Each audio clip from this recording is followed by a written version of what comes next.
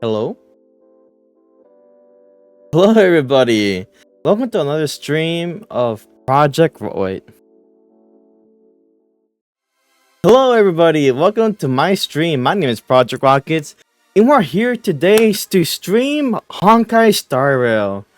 As you guys have noticed through my past VODs, it's been a solid minute since the last time I streamed Honkai Star Rail. The last time we played Honkai Star Rail on stream is when I was getting my ass beat by Sunday. And thankfully, I smacked his butt at the end. So that was a happy ending. And that was all there's to it. And now, there is a continuation of the Trailblazing expedition. However, it's not gonna be in the main story. It's more like a main side quest per se. And that's what we're gonna do today. Alright, let's get on to it. As far as I know, I try not to delve too much into it. I don't want to spoil it for myself. But I did hear about the new character, Yun Li, having like I guess a love quarrel or something like that, or competitiveness against Yang Xing. So that's something. Or what's it called? The sword sync. I don't really know what to say, but all I can say is that I'm really excited to see what Hoyoverse has in store for March 7th. And I've heard that March 7th's new type, Imaginary, I believe it's the Hunt, will also be a good substitute for Firefly. So we're about to see that. However, a small disclaimer. From now, I'm gonna try to stream for 2 hours. And as always, as I've been mentioning about my past streams, I'll be streaming randomly as part of my red card plans. So yes, I will be streaming randomly, but I do commit more into making sure I try to stream for Tuesday and Thursdays. So also, if you guys notice in my Twitch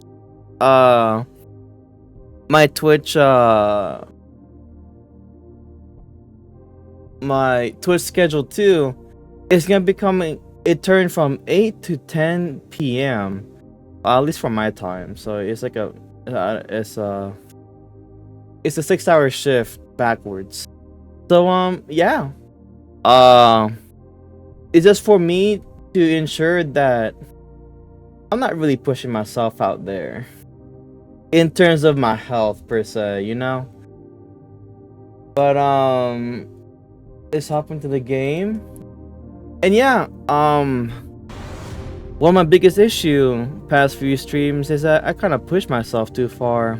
If you look back into my VODs, I initially streamed at around like 2 a.m. right? 2 a.m. GMT -5, and then it shifted to 3 a.m. and then to 4 a.m. and I just couldn't handle it anymore.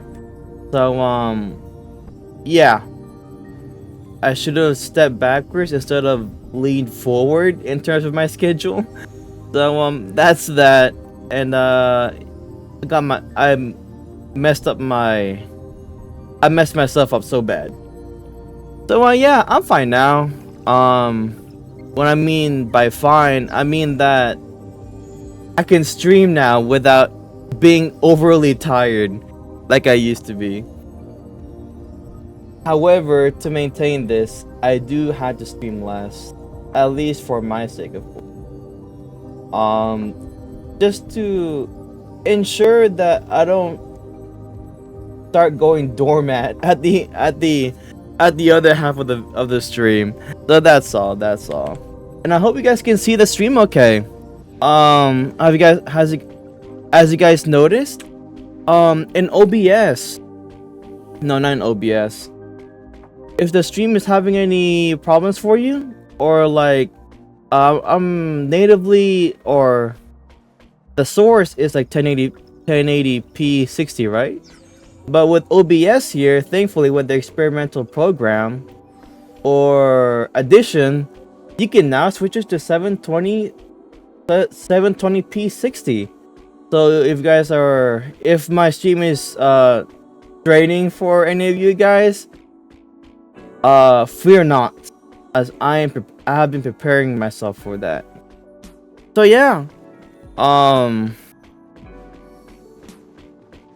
yeah, none of y'all's PCs or phones will explode like mine, because I was trying to.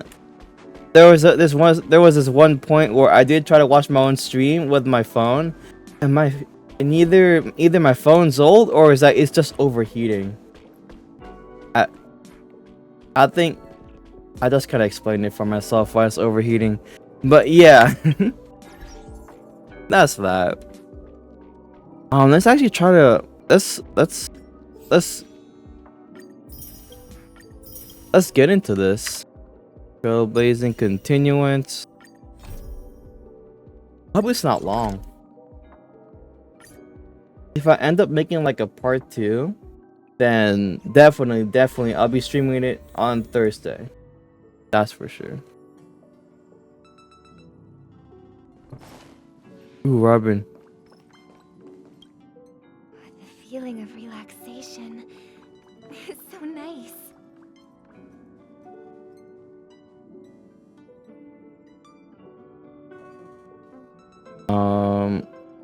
Hold on. Let me preview my own stream for a second.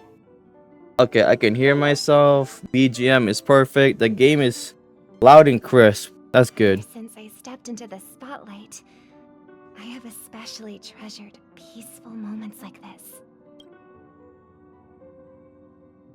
Thank you. I hope the next time I come, I won't disturb anyone. From this angle, I can see a brilliant river of stars. It's mesmerizing. When I was younger, I didn't know what weariness was. Even at night, I was restless. I'd always drag my brother along to count the stars. The more stars I counted, the more energetic I got. Whenever that happened, my brother would hum a lullaby for me. Halfway through the song, I would already be asleep. Days of youth are fleeting, but those shining memories are gifts of growing up, and they deserve to be treasured forever. Nice. Let me talk to Mommy Swan too. You're here, little one. I saw some memory fragments drifting outside the window, and I intend to salvage them. How cute. By salvage, I mean to slowly get close to those memories and then exert my Memo Keeper power to retrieve them. There are too many discarded things in the sea of stars. Our predecessors' trodden paths and forgotten pasts should have left behind vivid marks across the universe.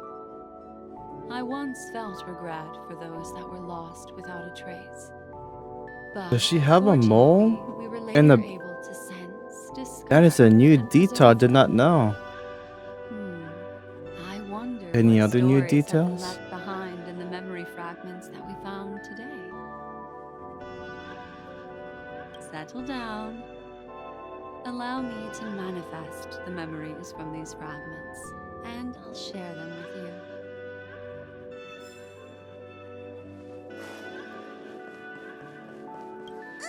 Don't bring It's Dirty again.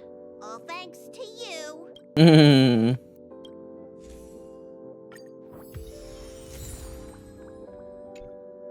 So close, yet so far.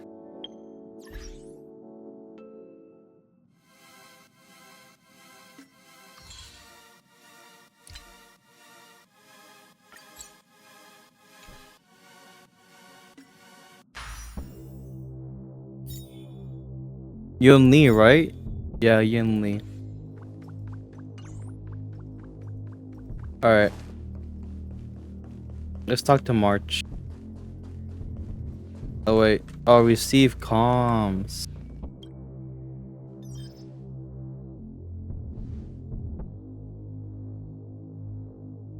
Phew.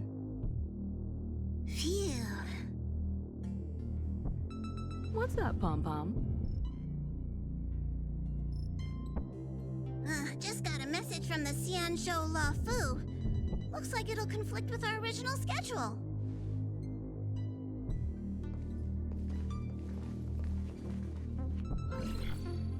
It's been a while, my friends on the Astral Express. How's your trailblazing expedition going? Soon, the Xianzhou La Fu will be holding the Luminary War Dance. To clean my glasses. Those who have aided I should do the that. La Fu in overcoming the crisis are cherished allies of the Xianzhou. Thus, on behalf of the Seat of Divine Foresight, I'm extending an invitation to attend the ceremony. Your presence would be greatly appreciated.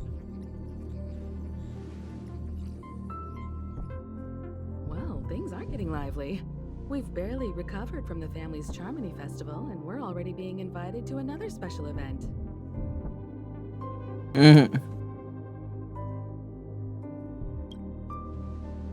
Yeah, me too. But wait, won't it look unprofessional if we attend 2 ceremonies in a row? Aren't we supposed to be focused on restoring astral charts and doing some serious scientific exploration? So we should leave March behind to take care of the Express? Oh! Hey, that's not what I meant. I'm all for some fun. I just hope there won't be any surprise party crashers, like Friday or Saturday.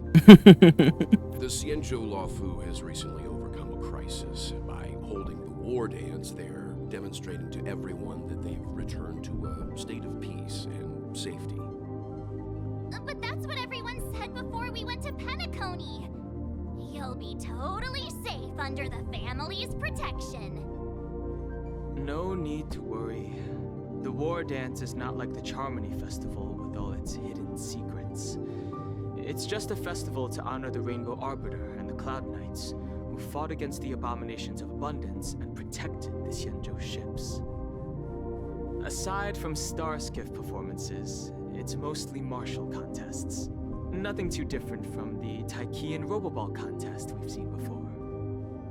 What do you think, Himiko? Since we've accepted Miss Black Swan's proposal, we should probably head to Amphorius for refueling.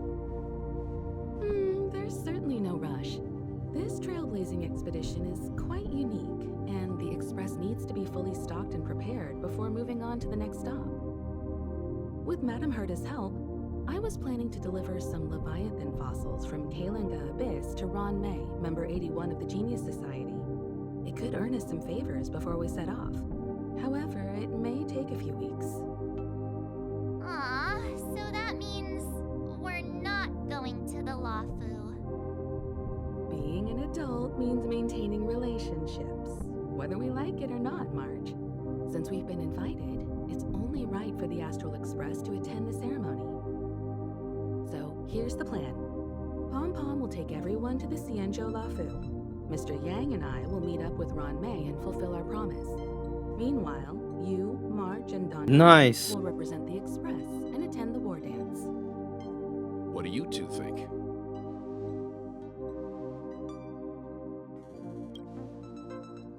Himeko and Mr. Yang will be busy with serious research. Besides, fossils can't compete with martial contests when it comes to fun, right? Aw. Plus, It's not gonna be like Pokemon, on the La Fu. where we restore those fossils back to life or just play with them and their Now that bones. everyone's on board with the plan, it's time to warp to the Xianzhou La Fu.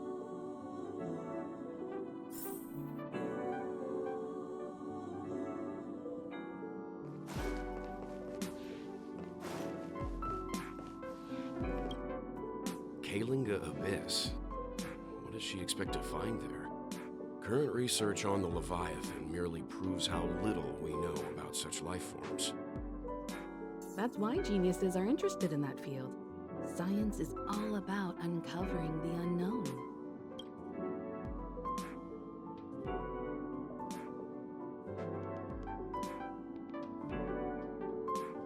Don't miss us too much. If I stumble upon some cool Leviathan fossils, I'll bring a few back as souvenirs for you. Nice. Oh, okay. I was just making sure my mic's actually getting caught. It's getting caught. Himeko really knows how to convince people. Between Leviathan fossils and the war dance, the latter definitely sounds more fun. By the way, Danhung, this time you'll be taking a stroll with us on the Lafu, right? Just let you two wander around aimlessly on the Luofu by yourselves? I don't think so. Plus, Mr. Yang is right. The Ambrosial Arbor crisis just ended, and both the long life and short life species are still feeling uneasy. And that's why Jing Yuan wants to organize the war dance, to show that the Xianzhou Luofu is stable and safe. And since he has extended an invitation, it's only right that I visit my old friend.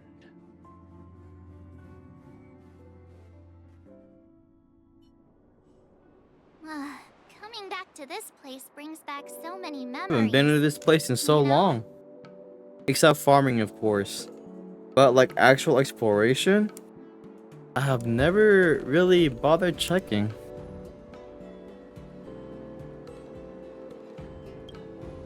Hey, I'm not actually gonna recite a poem.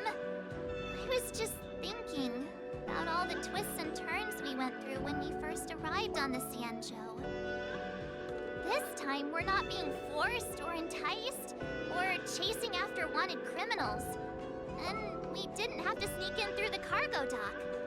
This trip has been incredibly smooth. Quite unusual, I must say. Alright, my glasses are clean.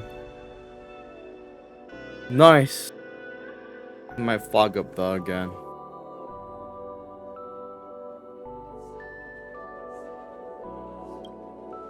Such is the fate of us nameless, I suppose.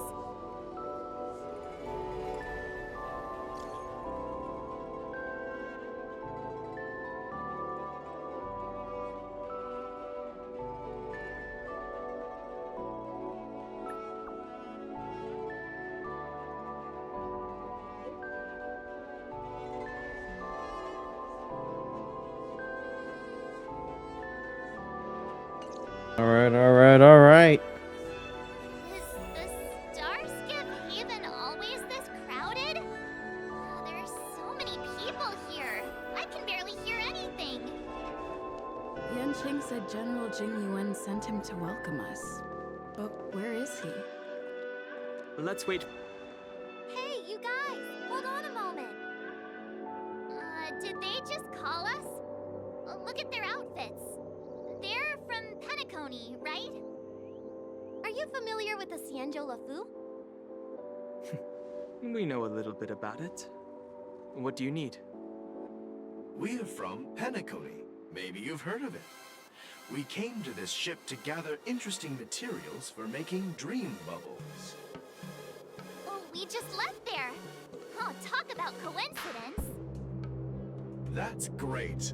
Do you know any must-see attractions on the Luofu?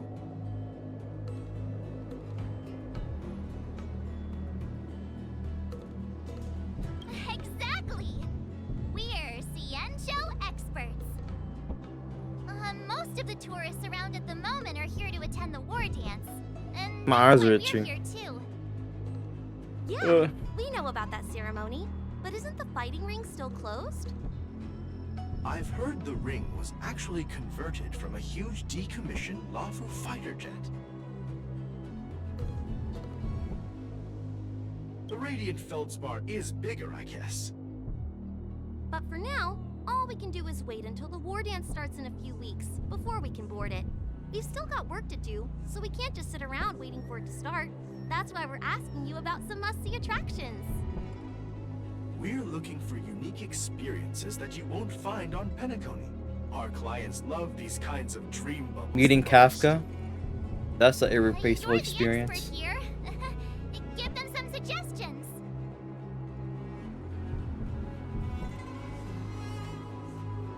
That's indeed a good idea.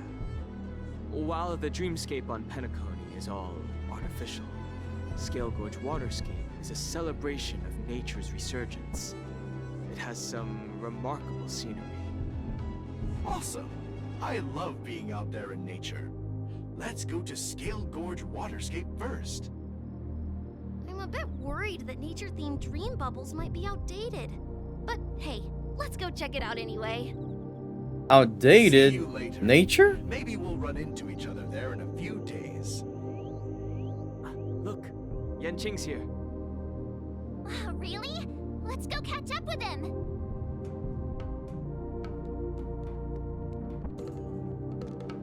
Quite a different experience looking down. There you are!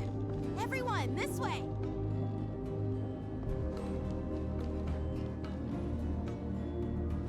Hey everyone! It's been a while. It doesn't feel like it's been that long since we last saw you. But, Yanqing, are you? What's up, Miss March? They say kids grow up really fast. Yanqing, are you a little bit taller than before? We've only been away for a few months.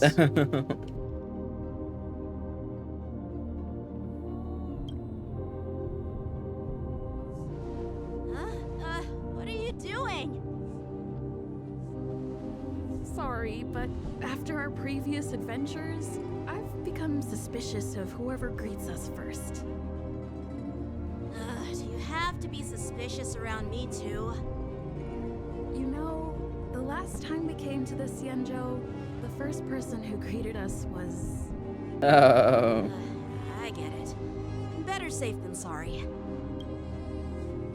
Seriously, I've never seen the Lafu so lively before. I was a bit worried that holding the war dance right after the Ambrosial Arbor crisis might be too soon. But seeing the bustling Starskiff Haven, I understand why General Jingyuan chose this timing. Yep. There's people from other delves and travelers like you three who've come from afar. With the war dance coming up, there's a huge number of visitors pouring into the Starskiff Haven. The Cloud Knights are working hard to keep the security tight. The General said this ceremony would help the Xianzhou Lafu recover from the crisis. It's a way to showcase our martial spirit, reassure people, boost morale, and attract visitors from other planets to promote trade and peace. By the way, the Xianzhou Alliance places great importance on this ceremony too. The Xianzhou ships, the Zhuming and the Yaoqing, have both sent messengers to offer their blessings.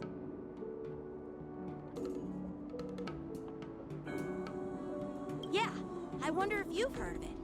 It's known as the Star Forge, and it's responsible for providing more than half of the Cloud Knight's armaments. Yeesh. The Xianzhou Zhuming boasts skilled craftsmasters, and General Huayan is a top-notch craftsman himself. If only I could get a sword forged by him, I'd be on Cloud 9. By the way, Yanqing, where are we headed next? I'm sorry for talking your ear off. The General wants to catch up with you at the Palace of Astro. He's been eager to hear about how the Express has been doing. It's funny how he tries to act all mature, but whenever it comes to something he's interested in, you can really see his childish side.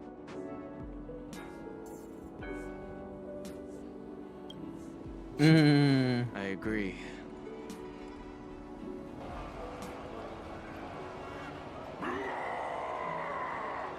All units, assemble quickly! Get ready to protect the crowd! I just mentioned security, and now all of a sudden something's gone wrong. Excuse me, I need to go check out the situation.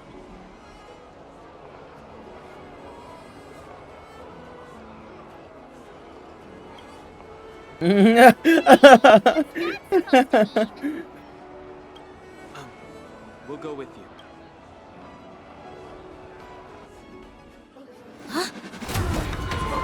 Watch out for this!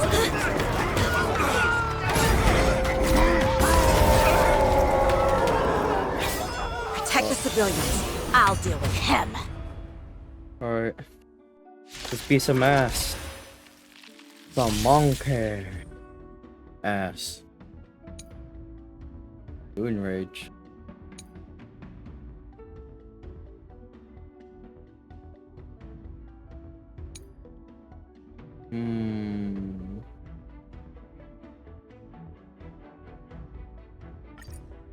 Person? Oh shit, that hurt.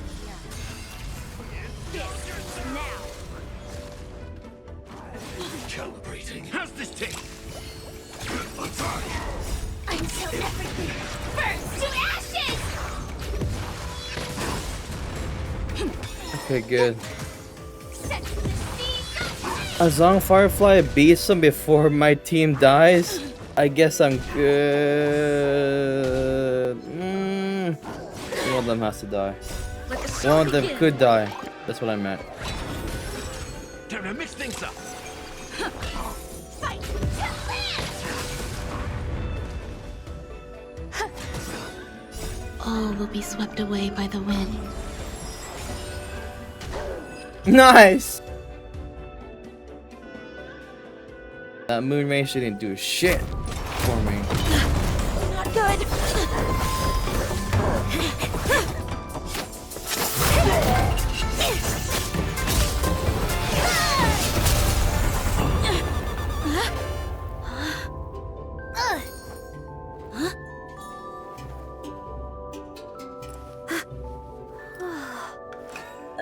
Thanks for the help. Sorry, no time to chat. Could you give me back my...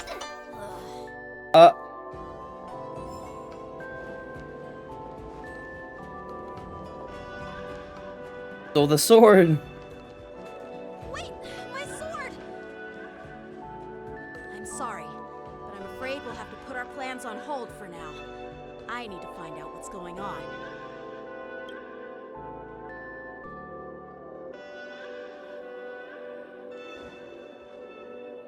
While we appreciate your rescue, my Xianzhou friends, don't you think it's a bit too much to detain us and our cargo? Sorry, but we've been ordered to detain you and your cargo for inspection until we figure out the source of the attack. Once we're done with the formalities, we'll let you and your cargo go. Oh, but this shipment isn't even meant for the Luofu, and it's IPC's patented technology. Who do you think you are to conduct an inspection? According to the protocol, all cargo arriving on the Luofu must go through inspection. Oh, but we didn't officially enter your dock at all. We just sought refuge in your dock because we were attacked by the Borisons. Looks like this So you argument let could it go here. on forever. Let's not get involved in a heated dispute that won't lead to a resolution.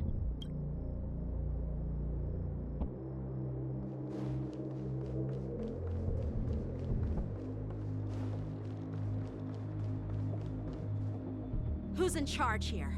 I need some answers. It's my fault. We let our guard down for a moment. I take full responsibility. With the war dance approaching, safety should be a top priority. Now, tell me, how did Borisin prisoners end up in Starskiff Haven? According to the protocol, Borisin prisoners should be held on a Starskiff and taken directly to the shackling prison under strict supervision without ever touching the ground. Who allowed a prisoner transport ship to dock at the passenger terminal? Please don't blame this, Captain. This incident involves the Zhu Ming's diplomatic vessel. Who are you? I'm Lu Jun, an officer of the Patrol Defense Squad. Thank you for your help, Lieutenant Yanqing. The situation unfolded rapidly, and it shouldn't be held against the captain. Here's what happened. An IPC transport ship was attacked by the Borisin just before arriving, and the Zhu Ming's diplomatic vessel came to the rescue. They fought off the Borisin pirates and imprisoned them on their ship. So, an IPC ship was attacked by the Borisin near the Luofu, and the Zhu Ming envoys saved them? Sounds complicated. Honestly, it gives me a headache too. Zhu Ming diplomatic ship, adhering to standard procedure, docked at the passenger terminal to hand these criminals over to the Luofu. You know, with all the outsiders flooding onto the Luofu, the Starskiff lanes are under immense pressure. The Borisin desperados decided to put up a fight before the Desperado. Starskiff. We're on a whole nother level. Just witnessed. I'm running out of We'll make actions. sure these prisoners are sent to the shackling Take it prison as soon as possible. easy. I see. unusual situation indeed. I'll report it to the security department of the Realm Keeping Commission and ask for their cooperation in handling the aftermath. Maybe I should gather more details from others so that the Seat of Divine Foresight can have a better understanding of the situation.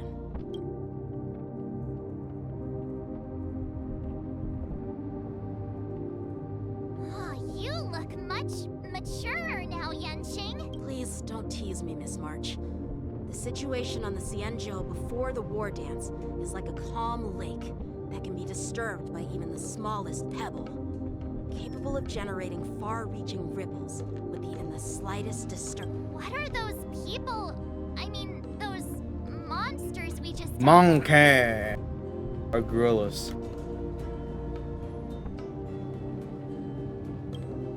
Yeah, those werewolf monsters are known as Borisin. They are abominations of abundance, and we And I just started for a seeing very them. long time. The Borisin have been a powerful force for a long time, plundering and enslaving many worlds. The threat they pose is just as terrible as the Swarm disaster, and the Alliance even had a fierce war with them 3 decades ago. Their presence has faded over the years, but who would have thought? According to that officer, they attacked an IPC ship near the Senjo Lofu. Such a brazen attack seems quite unusual to me. Yeah, that's what I find strange too. It seems like the IPC and the Borisin have some serious grudges. Well, enough with the chit-chat. The General wants me to take you to the Palace of Astral. I'd love to chit-chat a little longer, but there are some things that can't be left unchecked. Like your sword. Is it a serious matter? Maybe you'll need our help in hunting down the Borisin? I bet it's your sword. Thank you, but it's no big deal. By the way, that young lady who just appeared, she took my sword. I'm thinking of filing a lost property report at the Realm Keeping Commission to see if I can get it back. I doubt she did it on purpose.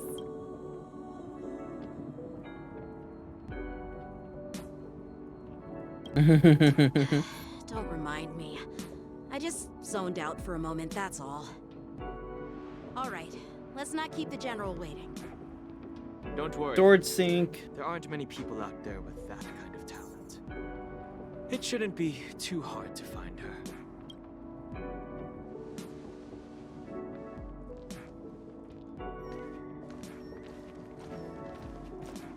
Thus.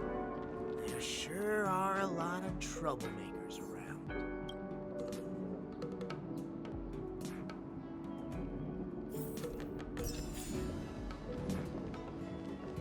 Those guys are terrifying. We'll see to it that these criminals are sent to the Shackling prison as soon as possible. Cleanup operation is already underway, Lieutenant. Thanks. By the way, you're an officer of the Patrol Defense Squad, right? I don't remember meeting you before. Well, I'm just a junior officer.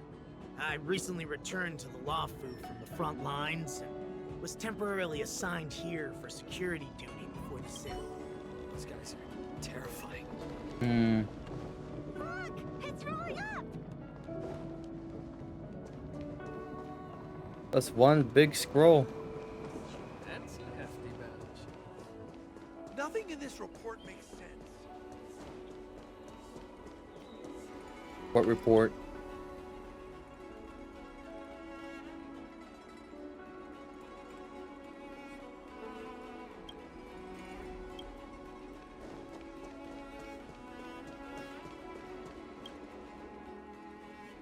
It's been a long journey, Elder Wyatt. Thank you for your presence. Don't mention it. Thank you for taking the time to welcome me.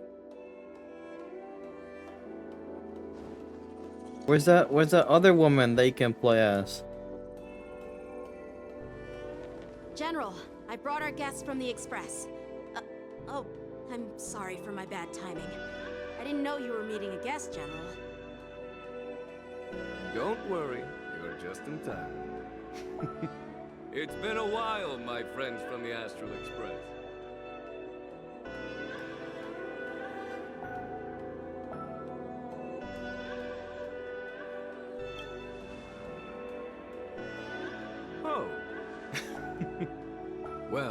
It's an honor to be in your dreams, my friend.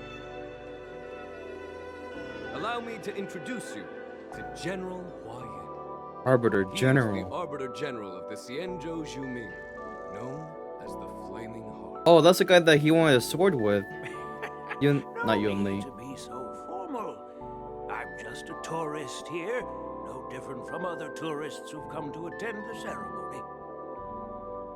Elder Huayan is not only one of the Arbiter Generals, but also the Furnace Master of the Artisanship Commission.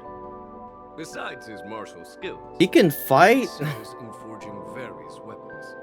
Such talents I want are to fight him. unique I want to. among the Arbiter Generals. Be it Arbiter General, Furnace Master, these are merely titles given to me long ago. I've retired several times already, but with the current change in circumstances, the Marshal has called me back to duty, and I had no choice but to answer the call. Well, in the end, I'm to blame.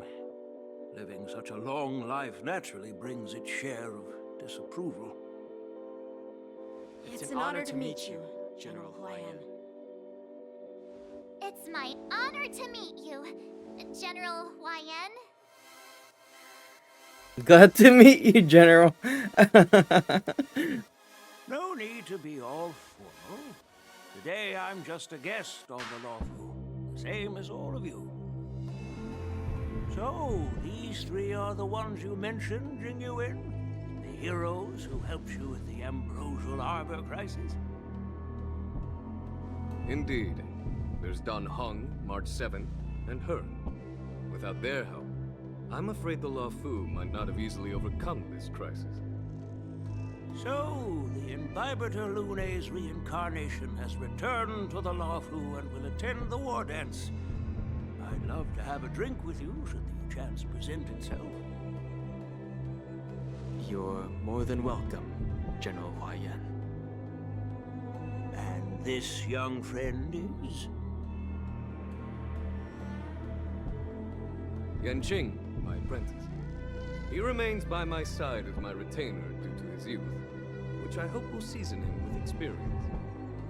He will stand for the Lawfu's Cloud Knights in the upcoming war dance, ready to take on all kinds of challenges. Great, great! It's a real treat to see so many talented young people around here today. Oh, I almost forgot. This is my apprentice, Yun Li.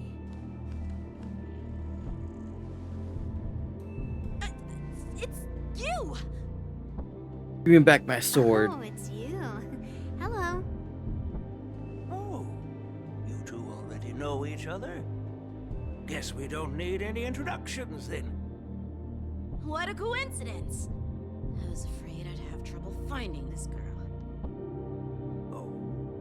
Now you've piqued my curiosity. Tell me, how did you two become acquainted? She helped me capture the escaped Borison prisoners at the Starskiff Haven. Allow me to express my gratitude for you. But when you left, you took my flying sword with you.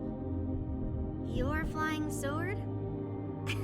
Oh, so that's why I found a dagger in my bag. Turns out it's yours. Uh-huh. Yes, it is. Now that we've met again, I hope... Nope, that won't do. Won't do? You want your sword back, right? Well, you can't just take it back. On the Zhuming, when you lose your sword on the battlefield, you have to reclaim it on the battlefield. As for this little sword, it was supposed to strike that escaped Borison prisoner. But unfortunately, its owner's agitated state caused it to fly off like a kite with a broken string, and it missed its target. By the way, if I hadn't caught it and helped it hit its mark, that Borison prisoner would have gotten away. Hold on a second, Lee. You took my sword without even asking, and now Fight, you're fight, refusing fight, to give fight, it back? fight. So much for Lawfu sword masters. What did you just say? stepped up and took your sword back from me fair and square, I would have totally respected you. But nope, you tried to play it down, expecting me to just hand it back to you like it's nothing. In front of everyone. With all due respect, you don't honor your sword, so you don't deserve it. He has a problem. Taking without asking is stealing. If you want to settle this with swords, fine. Let's have a one-on-one duel right now. Yang Qing. Well, that's more like it. Just be careful, because I'm not as easy to handle as the Borisin. You two, be quiet and apologize to Yan Qing. Hey! Whose side are you on, Grandpa? I don't take sides. It's a small misunderstanding, and an apology would be too much. I've heard about the Zhu Ming's incredible swordplay and craftsmanship, most notably the legendary Flame Wheel Octet.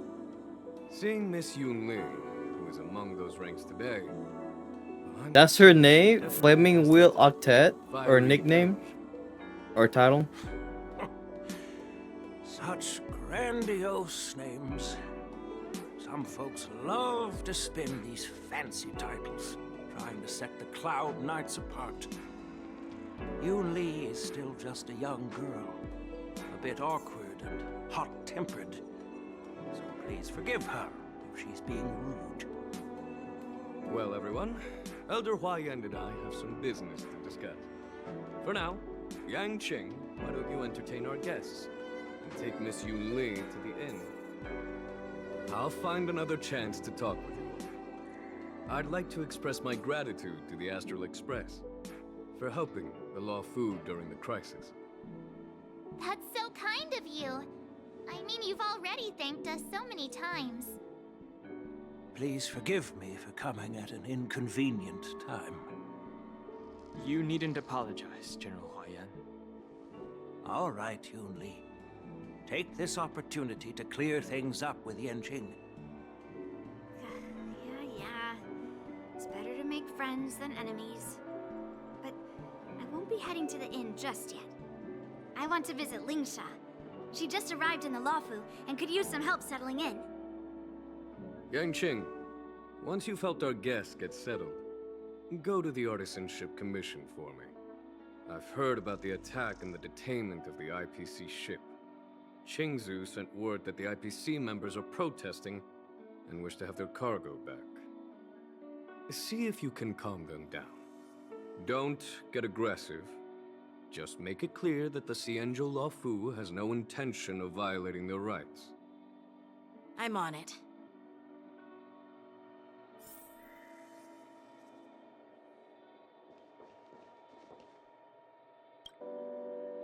Hey, Don Hung. I thought all the Xianzhou generals were like Jing Yuan. But that General Huayan, he looks so thin and scraggy, as if even a light breeze would knock him over. Well, each Xianzhou ship has its own division and specialty within the Alliance. Not all of the Arbiter Generals are good at leading the charge. You heard what Jing Yuan said, right? General Huayan was once the head of all the skilled craftsmen. He's not technically fighting. He doesn't technically fight. Like Madame Herta. That would make sense. Anyway, it's really weird for a Xianzhou native to look so old. Good question. He's right there. So why don't you I'd like to live a little longer. We should leave. General Jing Yuan asked Yan Qing to entertain us, so obviously, he has important matters to discuss. Yeah, I'm happy to be back in this game. This trip is totally worth it. Compared to the Juming, the Luofu is so much livelier. But it's a shame the Luofu swordmasters don't seem that great. That's how outsiders groups referred to my peers in the Juming Cloud Knights and the Artisanship Commission. We all train under Grandpa's guidance, learning the art of craftsmanship and swordplay. That's how we got that title. Where does the octet come from, though? Just don't mention it in front of Grandpa. He always says that empty titles bring pointless challenges and conflicts. We Juming sword masters pride ourselves on the success of the group over the individual. I have some things to do. Besides, little Yanqing doesn't seem too happy about me tagging along. Damn.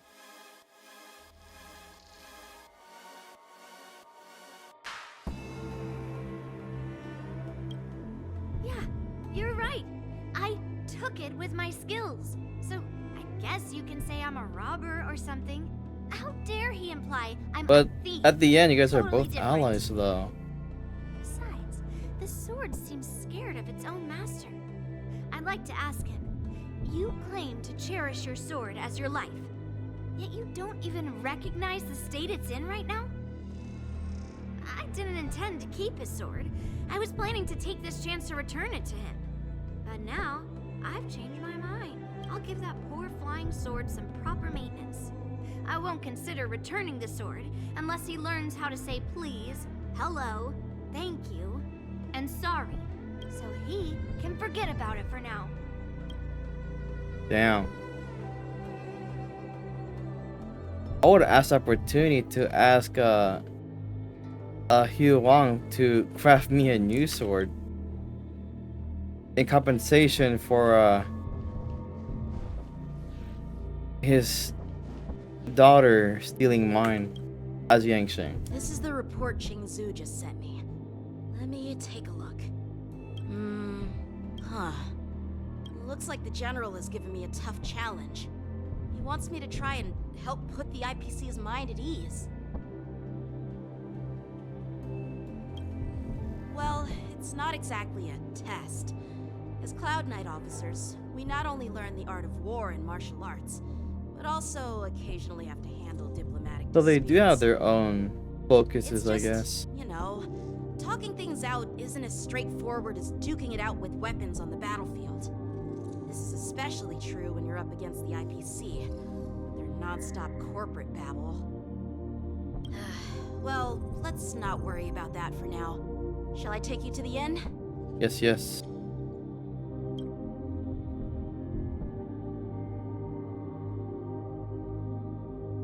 It is the Lawfu's honor to have you in attendance at the war dance.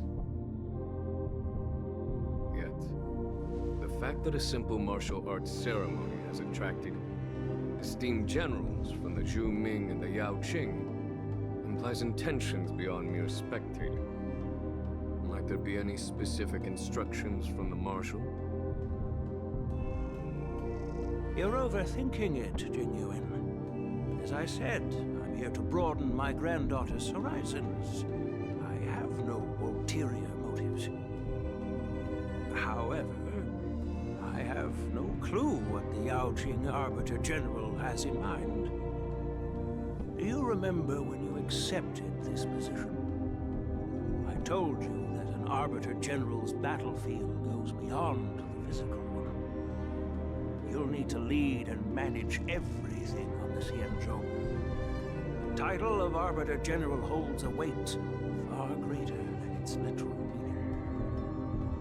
So many years have passed, and you've done well. However, longevity for the Xianzhou people can be a curse. Living too long means that every mistake you made will lurk in the shadows. And one day, they'll eventually catch up to you. The Marshal knows everything that has happened on the Lawfu. As for the Merlin's Claw of the Yaoqing, she has come specifically for you. I know who exactly she is. Speaking I've seen her. Why hasn't she arrived yet? They say the Merlin's Claw strikes like lightning. Being late isn't her style. That's not true, General Huayan. She's been here a while, but I'm sure you've heard of her unbridled nature.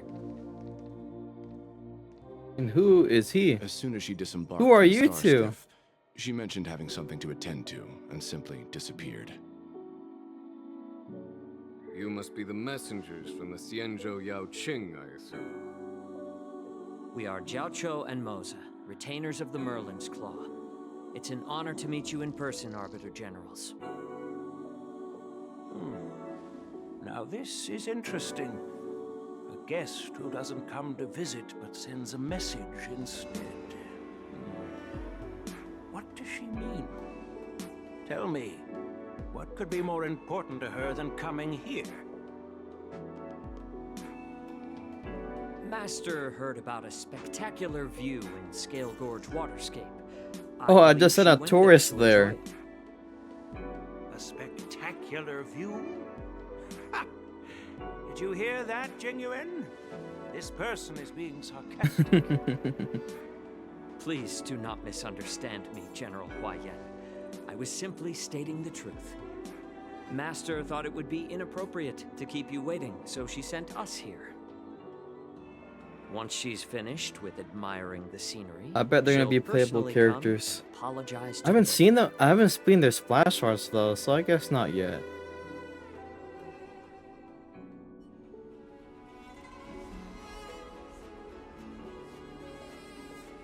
Drat. I forgot to ask Yun Li to return my sword.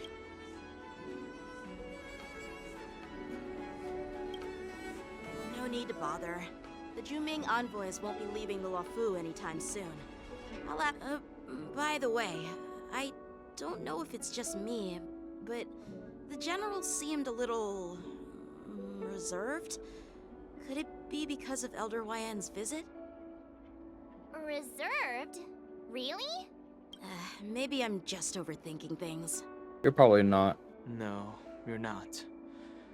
When I entered the Palace of Astrum, I realized that the messenger from the Xianzhou Juming was actually the Arbiter General himself. So, the messenger from the Xianzhou Yao Qing must be the Merlin's Claw herself, I presume. That's right. Well, that's what makes this entire thing so unusual. What's so unusual about it? They simply received an invitation from Jingyuan, just like the crew, right? The war dance is just a small festival. And now we have two Arbiter Generals from other Xianzhou ships here. I'm afraid they're here for something more. Maybe they've come to hold Jingyuan accountable for the Ambrosial Arbor crisis? And on a party too? Or a festival? Accountable? Come on, didn't the Luofu fall victim to the disciples of Sanctus Medicus and the Antimatter Legion? Why would they blame the victim? Danshu's rebellion and Ventilia's scheming are merely one side of the story to the other Arbiter Generals of the Alliance. Only a single piece of incontrovertible evidence remains, creating an endless source of potential complications. We can speak for them though, right? Yes. It's undeniable that the plague mark, which was subdued by the Xianzhou Luofu, has resurfaced. But was it really a conspiracy instigated by the Antimatter Legion? Or does it indicate a traitorous intent from within the Luofu, implicating Jingyuan himself? Once the spark of suspicion is kindled, it proves hard to extinguish. Yeah, that's right, that's right, that's right. The General must have had that in mind when he invited us to attend the war dance. What was I thinking? Seriously, here I was looking forward to a carefree and enjoyable trip. But it seems wherever we go, drama is just around the corner. Aw, I was so excited. I thought those Arbiter Generals were just here to see the ceremony. By the way, I heard that an alchemist from the Juming diplomatic ship has arrived. And rumors say that she's to be the new Cauldron Master of the Alchemy Commission on the Luofu. An alchemist from the Juming serving as the Cauldron Master on the Luofu? While it's not unheard of, the timing itself... I wonder if it's the same person that we just met. To your words, Mr. Dan Hung. Now I finally see the underlying tensions. The General is under tremendous pressure right now, but I was completely oblivious to his troubles. How naive of me. Come on, don't think like that. Leave the adult matters to the adults. Even if you wanted to do something for the General, it's not like you can do anything. Did I say something wrong? Again? Miss March is right. I don't have the skills to share the General's burdens at the moment. Still, I'll do my best to follow his instructions. Let's go. Once I've taken you to your accommodations, I need to go to the Artisanship Commission to handle the IPC's protest. He looks like he has a lot on his mind. We can't just let him go alone. Why don't we accompany you to the Artisanship Commission? Yes, yes. This is I want too to much fight. trouble. While I appreciate your kindness, I've been dealing priming with up the Firefly IPC's for work this. could be tricky. I'm afraid this will cause trouble for the Express. No worries.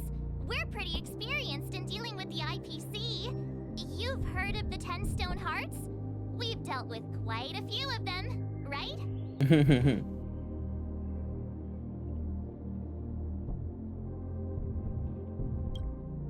Yeah, exactly.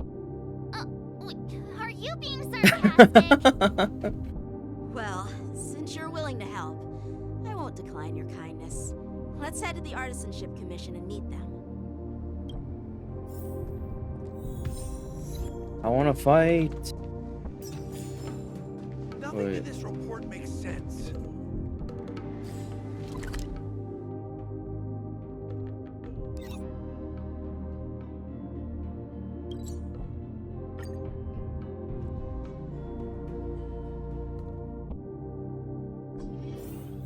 Can I really reason with you, Xianzhou people? I think I get it now. In your words, this is called looting a burning house, right?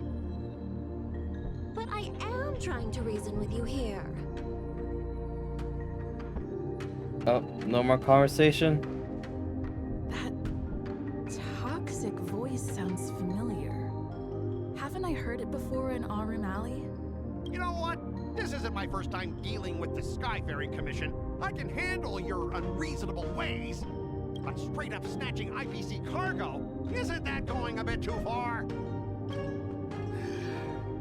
Just as I've said it many times already. Once we've inspected the cargo and completed the security check, you can be on your way. Is there something wrong with your ears, or is it just your brain? Oh.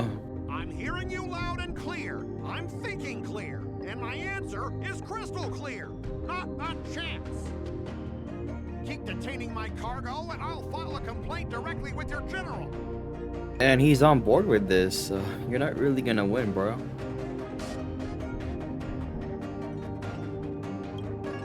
You jerk! Who are you calling a dog? Wait, why are you here? You're staying on the Xianzhou, are you? What terrible luck! Wherever you go, disasters aren't far behind. Aren't you the guest from the Astral Express? What brings you and Yanqing to the Artisanship Commission?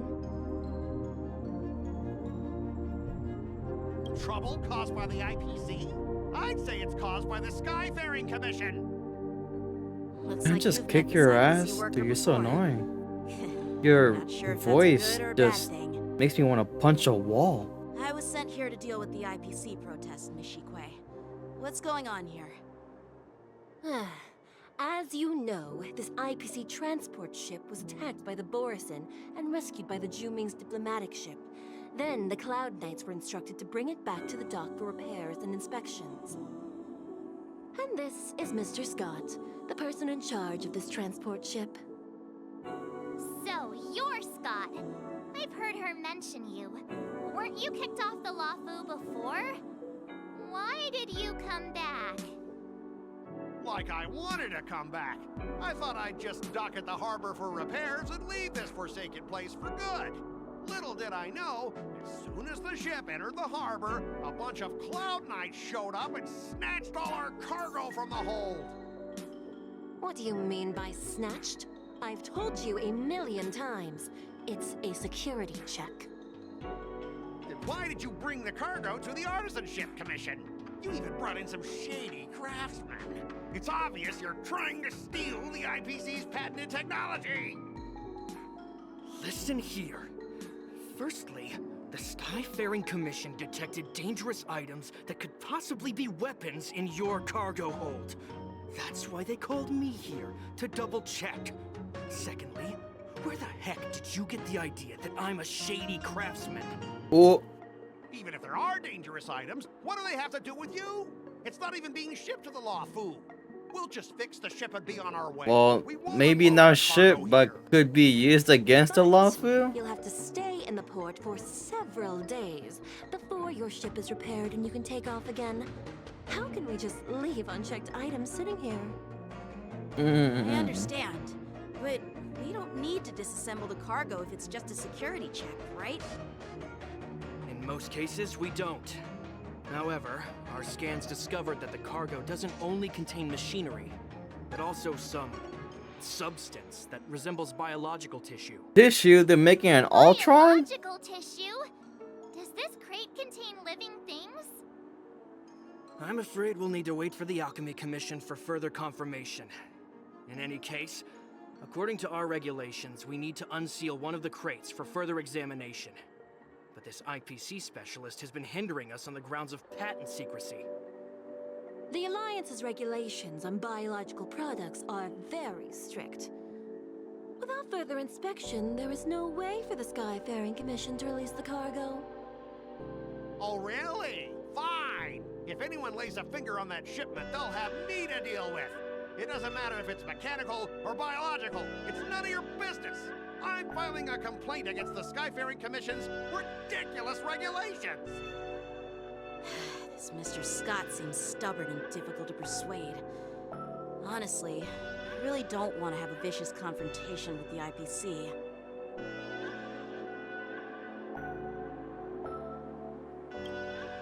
I heard how you helped Aramali. The IPC representative back then was Mr. Scott, right? Since you've dealt with him before, it looks like I'll have to rely on you again. Yes, beat his ass. Over there. Just hurry up and give us back our cargo.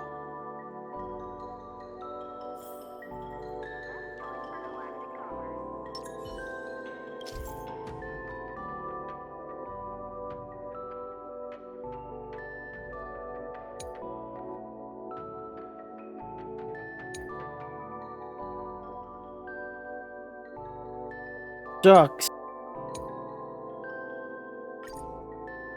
I'm not good at negotiating. As I recall, this guy won't listen to reason and can only be persuaded Lately, with intimidation. no, not lately. Usually, just show all of my cards and just exaggerate them. But I don't think it's the same with this game. Let's use that against Fear tactic is also not an option here.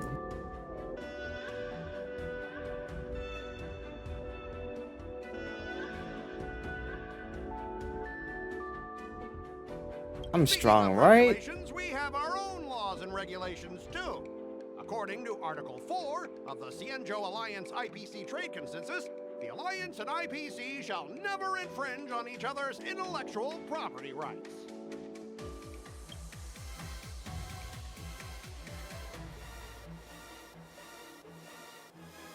The Alliance can sign a non-disclosure agreement with you. That way, you won't have to worry about any infringements, right? We can sign a mutually acceptable non-disclosure agreement in accordance with the IPC's rules. Oof. Well, that makes sense, but how can we trust you to honor the terms? Even if we set aside the secrecy of intellectual property, these prototypes built by the Intelligentsia Guild are incredibly valuable, beyond your wildest imagination. If anything goes wrong, you won't be able to pay for it even with your lives. Even with your lives. Fuck, I want to go with number one. His voice just pisses me off.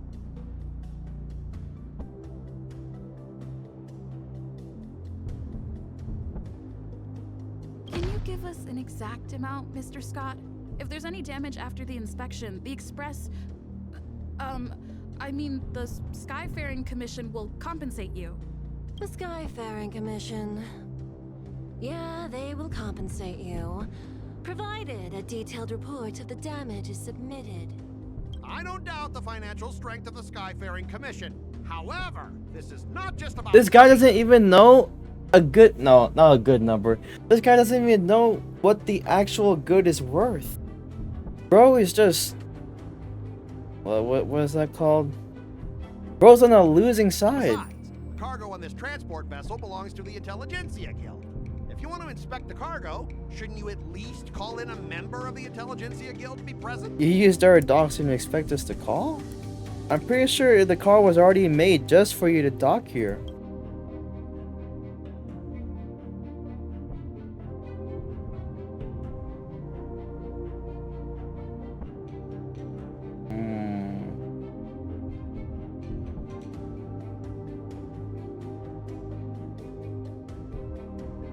The size of cargo on this transport vessel belongs to the Intelligent Kid.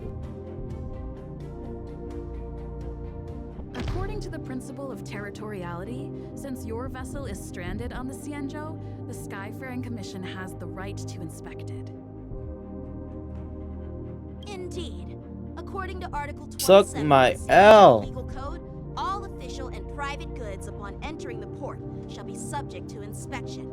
Failure to submit to such inspection shall be deemed equivalent to the possession of unlawful items and shall be subject to legal ramifications. Oof! You're in our territory now, boy. Huh?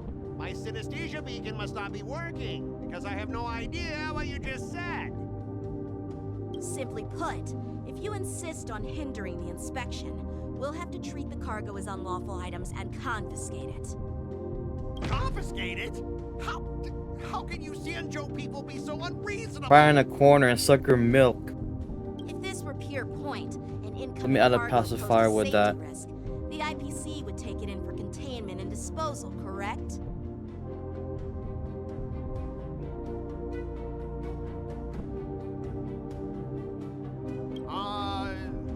That's true. The IPC sometimes makes exceptions. For example, they've always given special terms to Cienjo vessels. Enough yapping, you lost, bro. Fuck yeah. I'm Ace Attorney in this bitch. Argue your case? I mean, Fine. thing. I'll allow you to do the security inspection. It's just that I need some time to sort things out. I'm the best. This is a big That's deal. all there's to Let it. me talk to headquarters first. So, Mr. Scott, are you just stalling for time and planning to leave the Cienjo as soon as your ship is repaired? To avoid the Skyfaring Commission's inspection?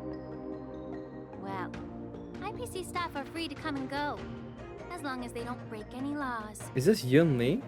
Yeah, you've got some insight there. Who are you again? Oh, that's not Yun Li. Allow me to introduce myself. I'm Lingsha, Cauldron Master and head of the Alchemy Commission on the Who law. are you? You are hot. You look like my Ruin Mei. She's the new Cauldron Master assigned She to looks the like Cienjo Ruin ship. May. There's no way. I received a report from the Artisanship Commission. She looks like Ruin May, containing samples of but with unknown long hair. organisms. It said they needed help from the Alchemy Commission.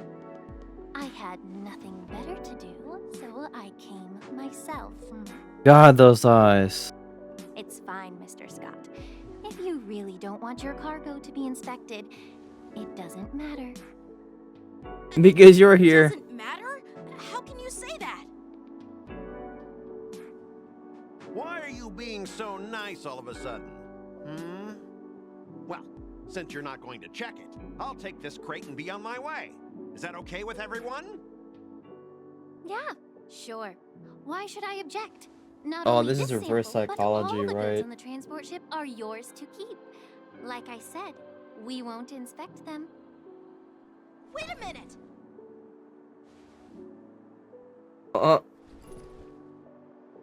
Well, that's more like it. If only the young displayed a more reasonable attitude, we could have sidestepped that altercation just now. Reasonable. Our ship will leave in a few days once the engines are repaired. Your ship can leave whenever you want, but I'm afraid I can't say the same for your cargo. Oh no!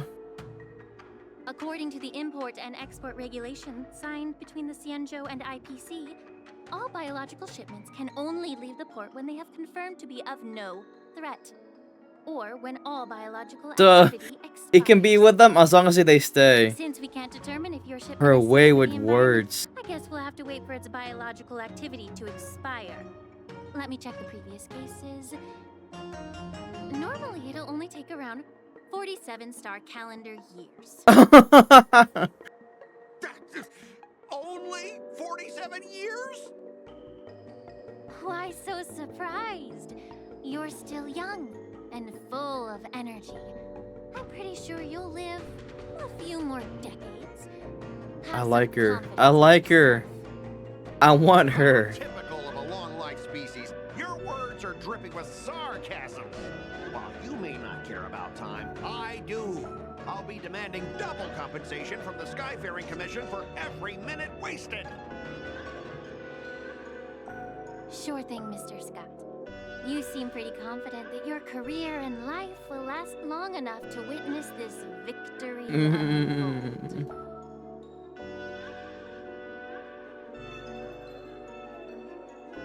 Amid defeat. Step aside, guys. Let them do the inspection. But, Mr. Scott... Come on, we're already in enough trouble. Just let them do the security inspection. And if needed, I can always grovel before the Intelligentsia Guild later. I'm just using my head for what it's apparently good for, right? Being an idiot? Definitely.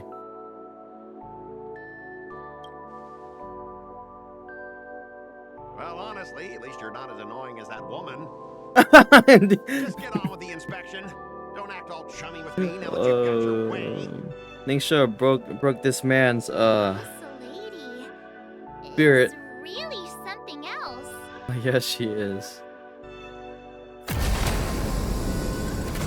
Is this the IPC product? Listen up. Any damages caused by inspections will be filed with the IPC.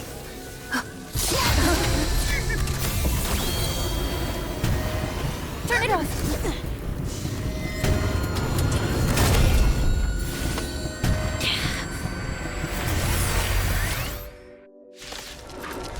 Fuck, here we go again. Hey, grip, muscle grip, grip this.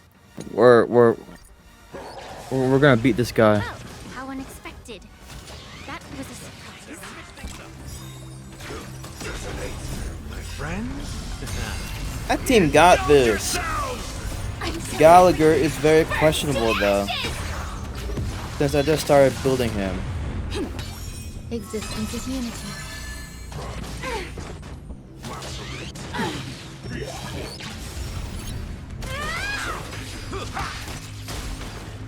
I'm not hitting enough. Let's improvise. Break effect.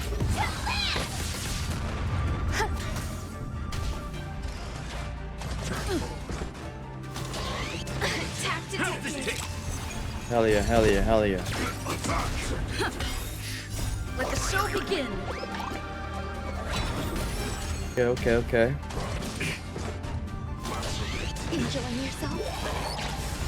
Come on. Time to mix things up. Oh no, not enough energy.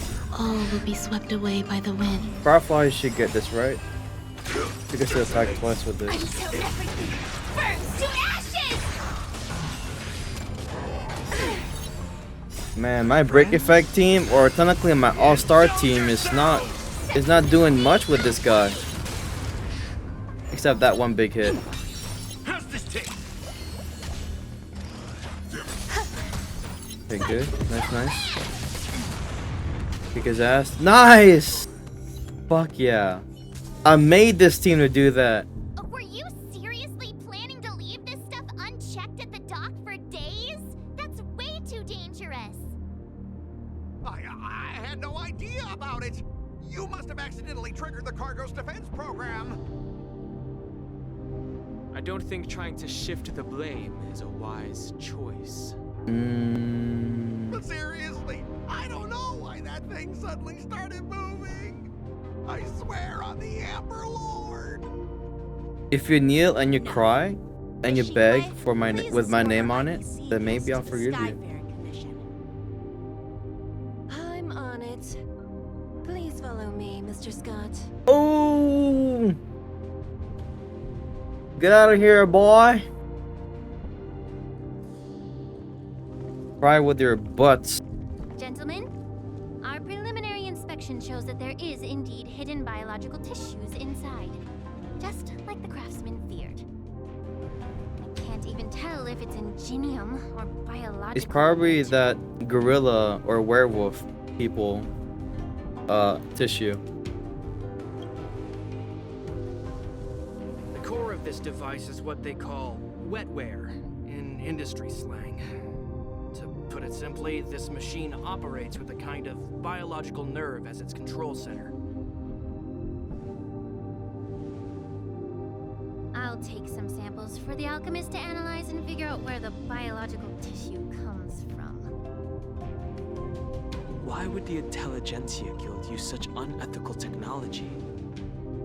Perhaps they're trying to create a new weapon? Whatever the reason is, it's probably. I feel like it's one. I think it's those werewolves tissue. Otherwise, it's like those bio whatever bioresin. They came for that robot in particular because they caught the scent of their packmate. Creatures must be taken to the shackling prison for further sentencing. After all, it's the safest place on the Lafu. As for you, Mr. Craftsman, please go with the Cloud Knights and explain the situation to the judge.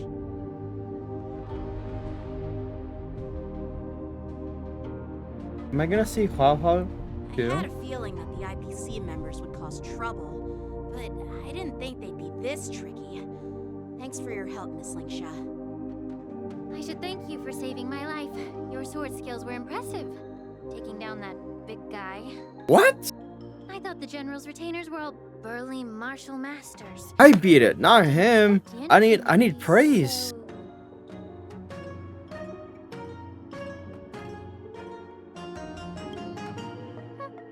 Can't argue with that. As for you, you must be the guests from the Astral Express, right? Saving the Lafu from that crisis. It's so impressive.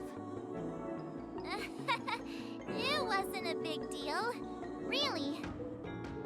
It's still early, so why don't we get some tea at the Alchemy Commission? We can discuss your suggestions for revitalizing the commission. I'd be happy to accept your invitation. And you three are coming too, right?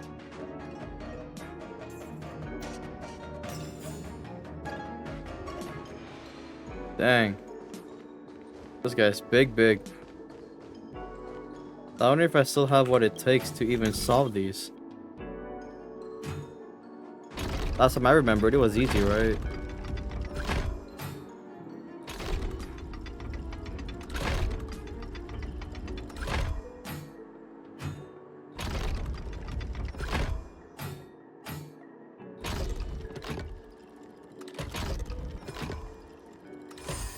And it was still easy to this day. No, it is still easy to this day.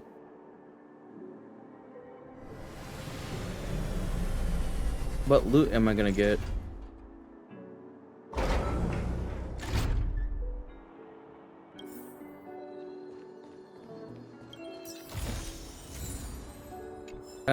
Nothing good, but the Stellar Jace don't fail. What is that? Can I beat you up too? Oh fuck, you're a guard. Damn, I'm so used to kicking. Oh, they were a pain in the ass. They were a pain in the ass to fight with.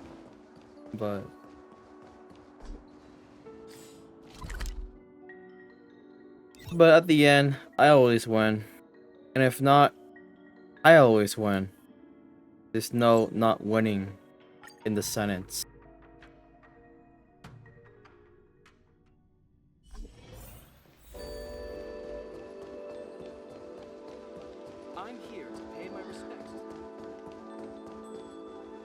I win with determination The view at the Alchemy Commission and hasn't relentlessness. changed a bit. The tides come and go, but the ancient sea remains the same. For us Vidyadhara, He's a more dragon? nostalgic than our home. You're a Lofu native, Miss Lingsha? Yes, I grew up here, listening to the sound of waves Vidyadhara? while Those are researching dragons. with my mentors and peers at the Alchemy Commission. It's kind of sad, isn't it? Everything changes, but somehow I don't see your tail. Where's your horns? just like you, Don Hung, I traveled far from home, and now I've returned. Seeing the familiar scenery brings back a hint of nostalgia. The view here would be even better without the ambrosial arbor. Oh, really? I think that towering tree looks pretty Even if it's impressive, it's a plague mark.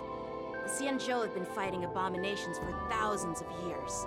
And now that the ambrosial arbor has been reborn, it's only natural for everyone to feel uneasy.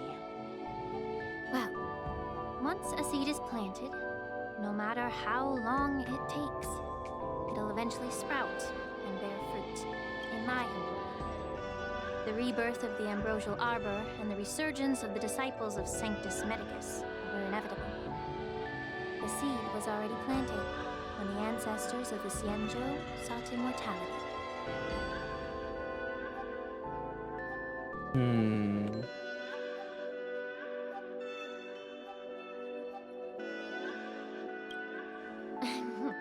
My bad.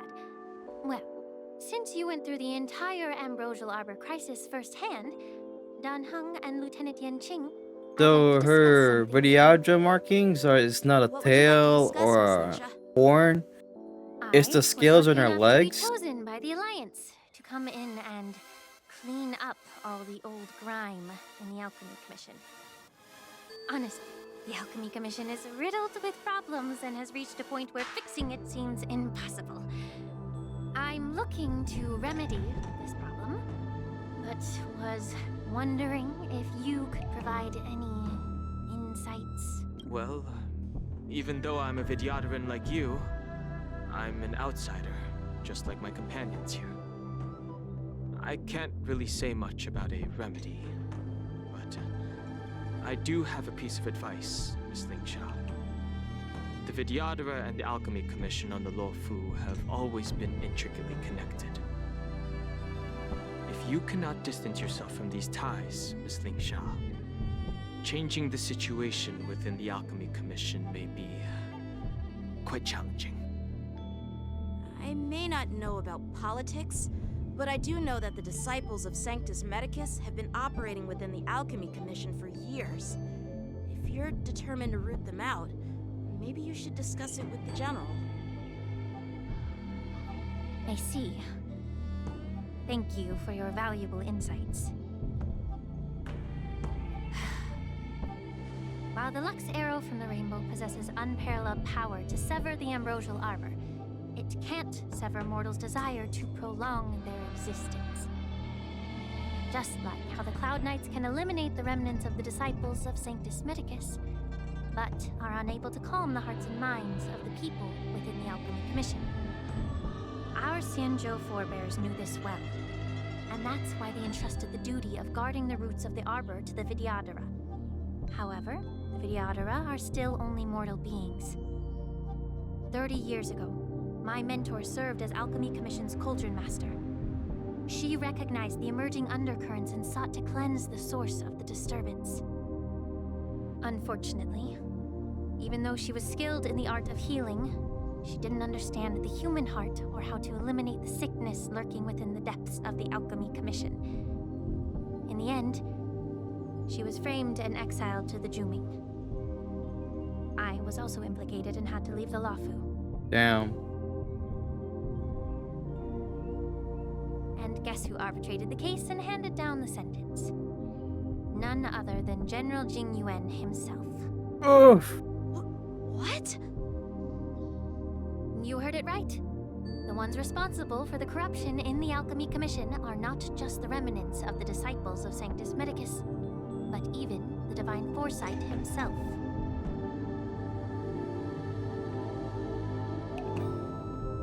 Alas, Why is your face turning pale, Yanqing? Don't worry about it. I understand that when someone holds a position of power, they may sometimes have to make tough decisions. I won't hold any personal grudges against him. Besides, at our age, holding personal grudges is a luxury we can't afford. Oni-chan? Lingsha, you're back! Lucky, welcome, welcome. For this stream, Lucky, I was hoping that I get to work with March 7th swordplay, but I guess I have to wait for a while. This opportunity to introduce you to Yanqing. What a small world. You stole my sword. Give it back. I see. Let's skip the introduction part then. Why do I keep bumping into you? Are you stalking me or something? Oh yeah, speaking of which, Lucky, I have important things to take care of. oh, you just did? Oh wait. It is, oh, it's 9:44 a.m. for you. Okay, yeah. My sword. Yeah. I don't know, Lucky, I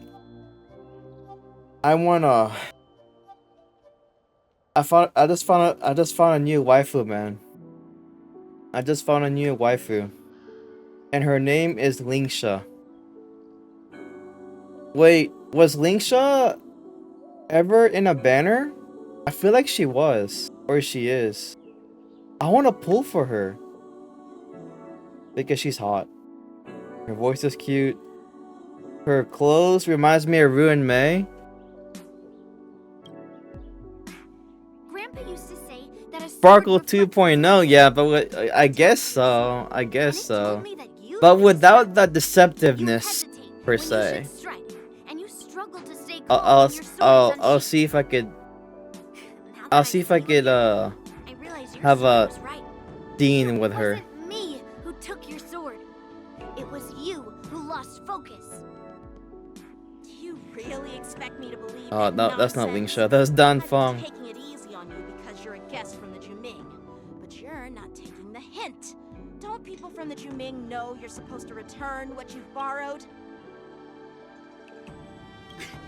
Just look at this flying sword.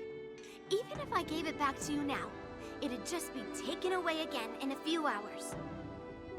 You know the Cloud Knight saying, a Cloud Knight must never let slip their weapon, yes?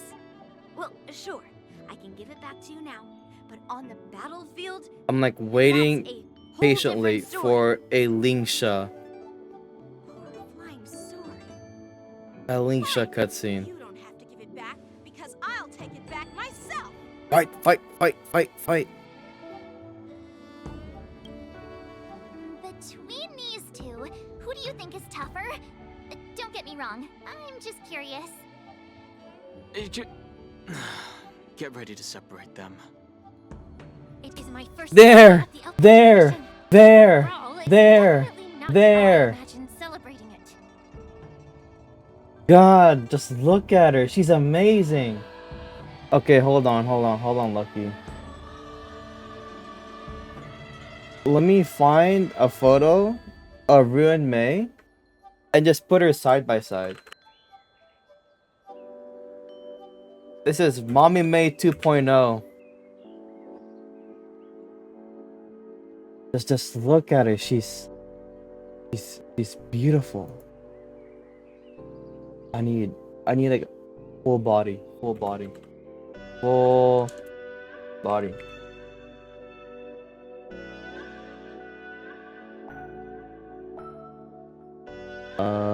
Save image as. Wait.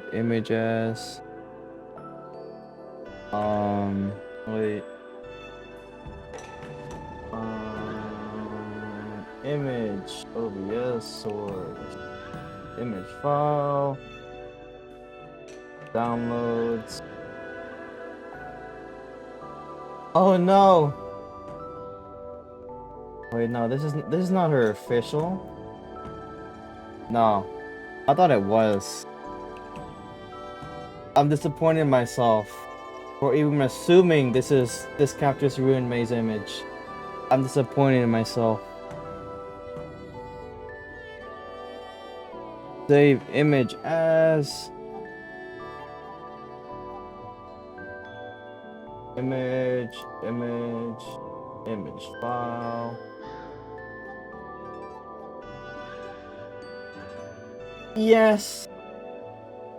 Oh, it's just go crazy. Oh god, it's hot. Just look. Just look. The shoulderless clothing, even the boob area of her clothes. It's instead of blue or purple, it's red. It highlights her legs. Oh, the shoes too. How about the same too? Oh god. And the hair. Only thing is that she has a bob cut. Well, no, not a bob cut. She has like a straight hair bangs. It's just long hair, like Sparkle. Oh god, she's hot.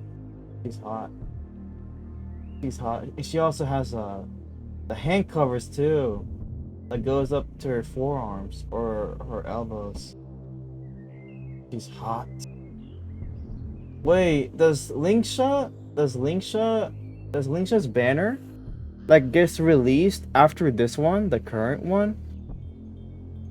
God, because I will pull for her. I don't got guaranteed pity though. That's the bad news here. I don't got guaranteed pity.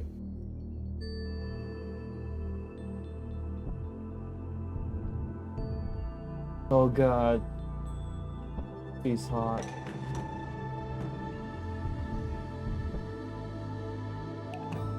I love her voice too, makes me go crazy. In her introduction, she literally broke Scott's pride per se. Her introduction to the Starskiff thing. She broke Scott's pride. I love that. She has. Come to think of it, it is Sparkle 2.0. That's the way she talked, but without the deceptive tone of voice. It's just her being casual. Well, she was very deceptive, but it's more like being outsmarted. She outsmarted Scott and literally used his weakness against him. It's not really deception. Oh god. I want to pull for her. She's a waifu. Not the Jinwei, not the Kafka level. She's just Lingsha's just a waifu. I want her to cook me some miso soup every morning. That's the type of waifu I want. Yeah, in a way, I could... No, not in a way, definitely. I see some similarities in terms of, I guess, the color palette and the way how some small details align up with Sparkle.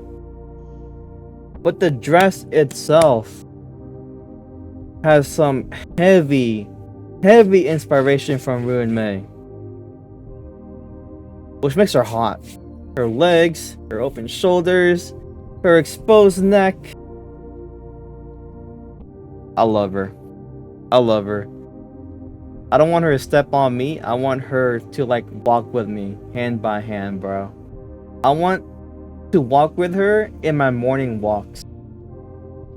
I want her to spoon feed me while I spoon feed her. I want her to just take care of me. I think she's hot. That's all I could say. However, I don't think she can't beat the level of admiration I had with the general. Oh shoot, I already forgot her name.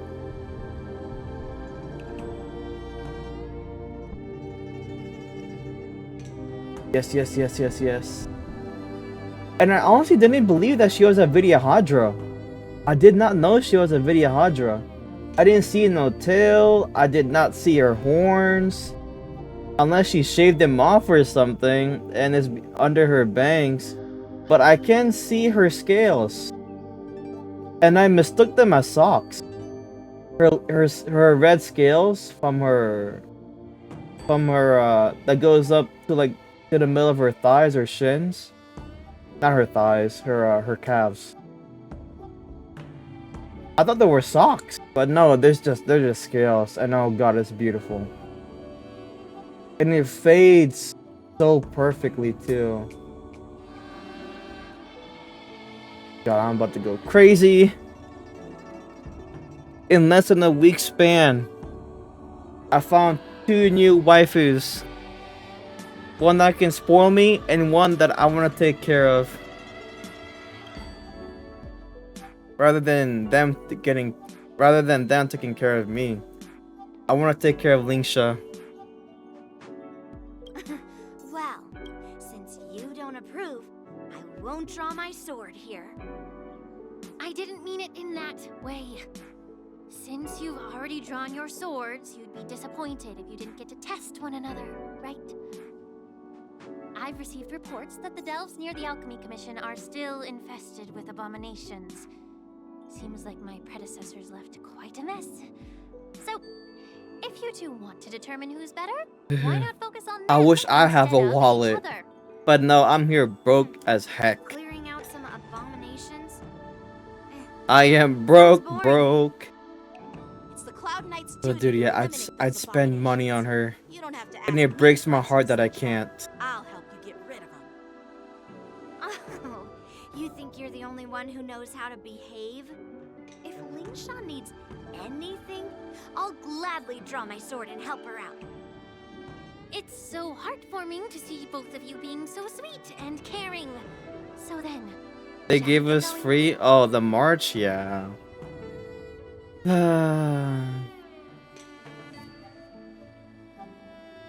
I mean, as far as you've explained about the hunt march, I guess it's a good compensation. I mean, they gave us a good character, right?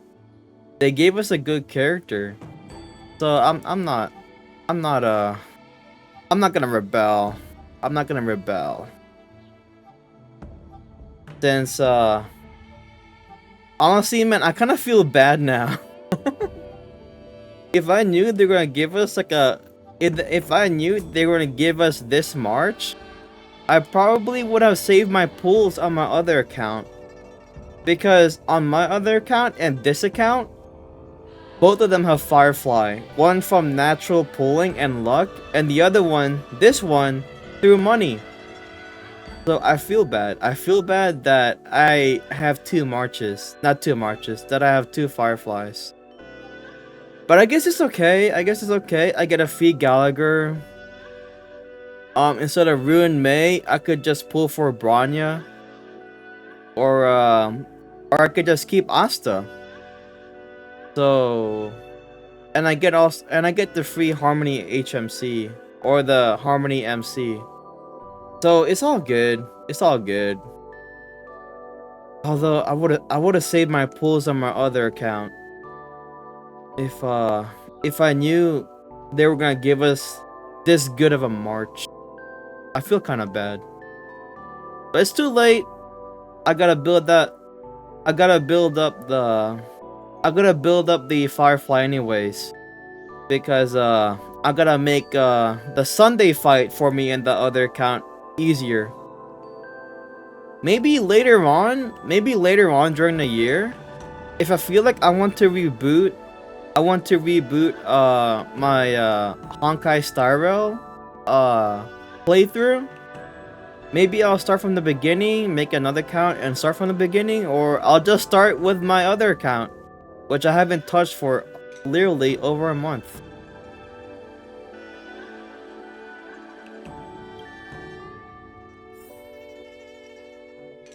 Yeah, it's Ever since the disciples it's of very Saint conflicting, Metis were but it's like it's all good. experimental abominations have been festering here. I think the Sunday fight, itself, Be the referee.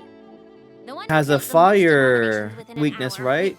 If I could just build up my Firefly to the point or the level where my Firefly is here right now, I could probably breeze a Sunday fight, both of them. It's for your own good, little Yunli.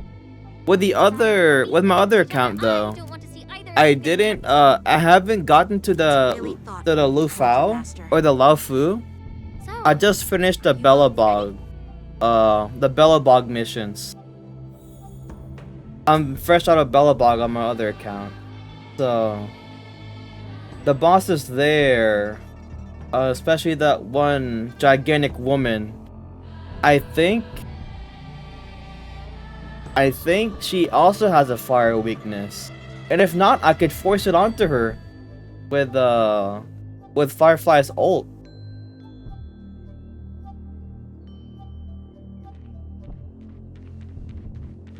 Oh yeah, you're right. Wait.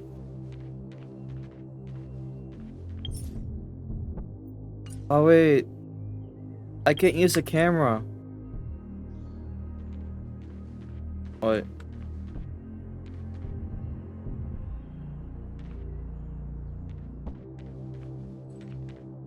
Wait, please don't stare at me, even though you look gorgeous as heck. Please don't look at me.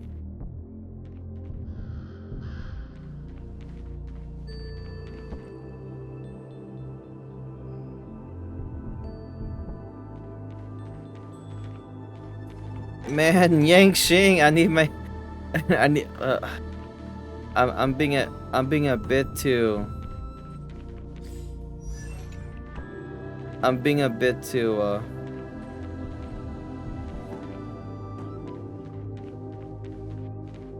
you know, I'm just gonna stand behind her. I'll just accept the fact that she's gonna look at me. I'm not gonna do anything to you. I'm just looking at your long hair. All right, let's do some class. Oh yeah, Lucky. I'm only gonna stream for like 2 hours. It is 1 hour and 47, so I guess we'll end stream with just us comparing. We'll just end stream with us comparing. God, I don't mind actually, dude. I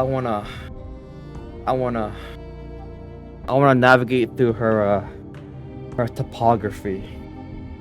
I wanna navigate Linkstra's topography, you know what I mean? I need to hold myself back. I might go too crazy. Alright. Okay, I got the Ruin May one. Ruin May. Yeah, I know, right? But I told myself I'm only going to stream for 2 hours, so I gotta be honest with myself there. Definitely around the same time at 8 a.m. for you, at 8 a.m. for you, or around there, I will be streaming Honkai Star Rail until I finish this quest. So we still got a lot of time. I don't wanna. Wait, how do you spell sparkle? There we go. Sparkle full body. The thing that kinda bothered me when I was watching. Okay, so lately, well, literally about 2 weeks ago. Lately though, whenever I watch my streams or my VODs, I notice that I try to cram in so much content in just one stream. And even though I guess that itself is very convenient, so I don't have to go to the game again until new content comes in, it kinda it also kinda it makes me not it makes me how do you say, it makes me get tired of the game. it sounds bad. I guess no, it is bad. Sparkle, full body. Why am I getting My Little Ponies? HSR. I don't want to tire myself out when I play the game. That was kind of the thing with my early Honkai Star Rail streams, where I just cram in like 6 hours worth. And also that kind of ruins, it kind of reduces the amount of time I could be with everybody that enjoys the game. So if I just spend 2 hours rather than as much as possible, I could make more VODs, and those VODs I could segment out, each part of the story. Or I can't see a full body sparkle here. Full body splash art. Maybe I have to go through the splash art. Sparkle splash art. No, she's not. Oh, this one is see-through. It's transparent. Okay.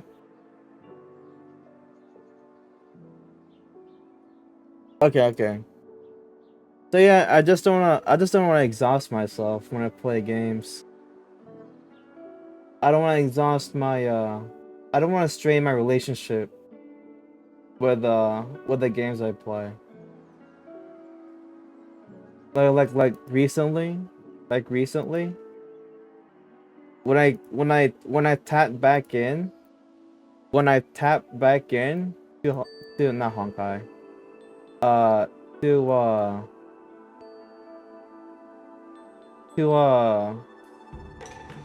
Helldivers 2, it felt, wait, I need to crop this. It felt so refreshing because the beginning of my career started off with Helldivers 2. Just me literally going crazy. Just me going at it with the spear, which is like a gun, which is so OP at long distance if you have the patience to work with it. But yeah, it's the game. It felt so refreshing to be back at it, and that taught me a lot. To just not push the game into the schedule and just enjoy the game as much as possible. Alright, 60. Okay, this is perfect. Yeah. Oh yeah. Oh, that's the word that I wanted to say. Rush. Yeah, I don't want to rush the process because it'll tire my relationship with the game. Like it's kind of the same thing with some small games that I used to play on stream, like Content Warning, Lethal Company, and even Helldivers 2. It tires me out, and I don't want a game to do that to me. The purpose of me playing video games on stream is for me to connect with people that loves the same game, that loves the same games that I do. But if I'm exhausting myself and frustrating myself while I play the games with other people, it kind of defeats the purpose of having a friendly environment. So, because I'm just here getting overly frustrated. Oh, this is a web BP.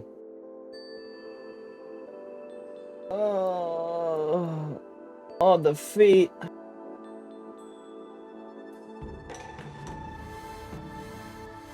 Sorry, Lucky. I needed a whiff of that, by the way. Just pretend you didn't see anything. The feet is on my face, and the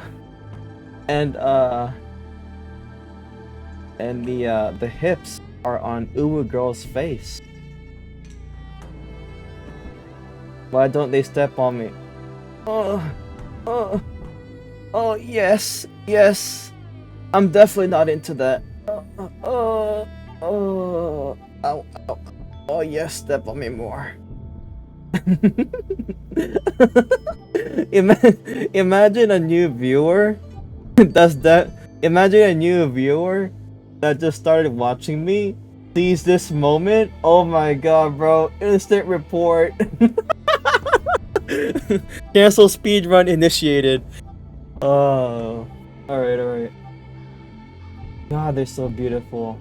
Wait, I wanna focus more on. It was at this moment that he knew. He fucked up.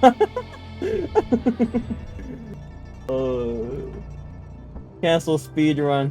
Cancel speedrun for any viewers here. If they don't know me, I'm just gonna get reported. Just like that. This guy's too horny to be on stream! Alright. Let me see if I can crop this. 120 pixels. Let's do 150 pixels. The feet is right there. Another 150 pixels.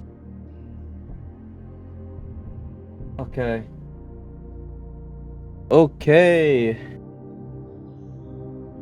I am drooling right now. I'm drooling. Oh god. Okay. Class. Let's learn about geography. Shall we? Let's find the inspirations that makes why Lingsha is such a beautiful character. Okay, it has the wit of Sparkle. We can agree on that. She has the wit of Sparkle, but without the evil, deceptive, hidden deceptive reasoning. She's just a she's just a very smart person that knows the right words to say. And just by her interaction with Scott, I think she could no, there's no thinking. She can read the room too. So she's just that perfect. She rocks the color red. Just look at her.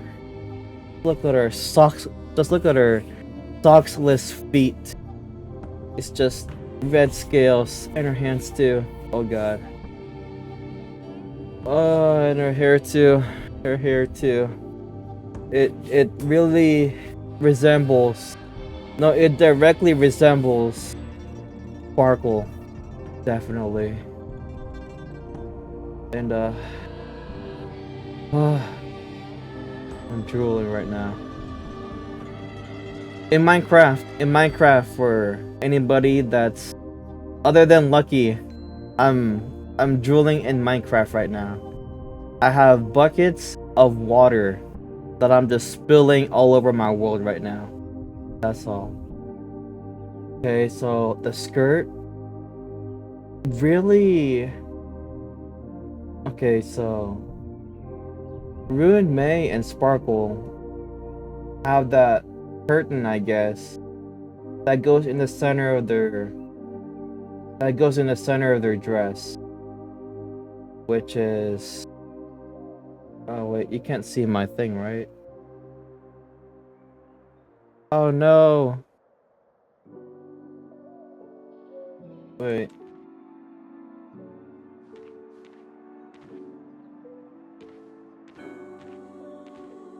Please don't look at me. Alright. So definitely this area over here, the toupee, what might call it, A bright edge that can cut jade. has a strong resemblance to Ruin May. A fine sword Definitely a indeed. strong resemblance to Ruin May. Oh wait, she has an open stomach too? Wait. I didn't see that. Is she wearing one of those clothes that's literally a wedgie to her? I don't understand women when it comes to that. Like those clothes where it looks like it's literally giving them a wedgie. I don't understand women. I don't know why they like that. Is it like whenever they move, it gives them a sudden pleasure every step they do? I don't know. And what's suspicious is that it's a bathing suit. So that's something to look towards in. So the top for the boobies really gets inspired by Ruin May. What else in the frontal area? Oh wait, both of them have neck accessories, right? But with the ring in the center, it kinda resembles, or I guess it follows the same. It follows the same generality as Ruin May's neck accessory. A fine sword indeed. And the high heels too. This is definitely Ruin May. This is definitely Ruin May. Inspired by Ruin May. A sparkle wears sandals per se. Lingsha's animation? No, I did not. Alright, you know what? I'm gonna end the game here. And we'll watch that one video. Or we'll just watch some videos about Lingsha. And then we'll go. I'll hop off. And I'll get my little nappies in.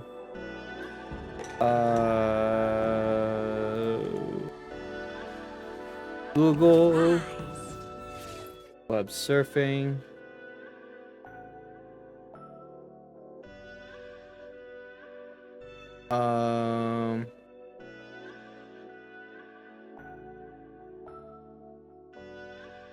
What was I gonna look at? Oh, YouTube.com.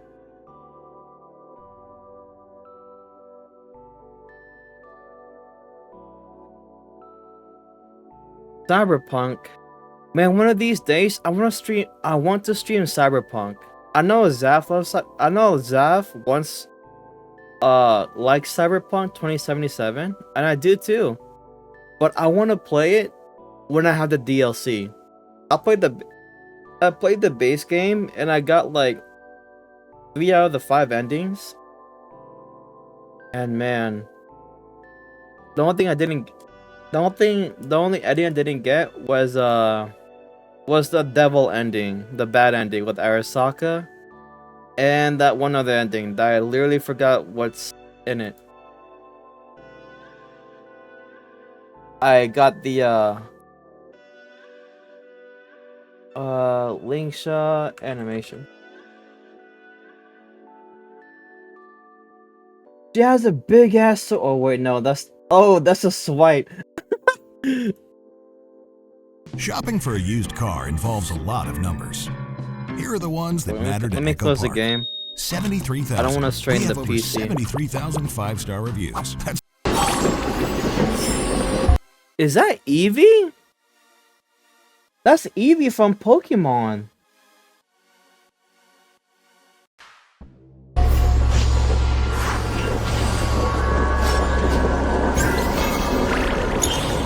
He's so cute.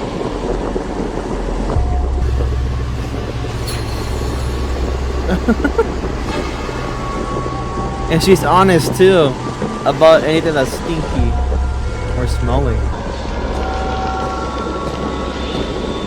The way her hips sway per each step. God, that's gorgeous. That is gorgeous. Yeah, stride, girl. Stride. Is that a whip? Or wait, that's a... Oh, wait. Oh, that's a staff with a gourd on it. Oh, she's a range fighter? She's a range fighter for initiating. Is she a pyro or a fire type character? Oh wait, my bad. I'm sorry. Put it to 50%. Is this okay?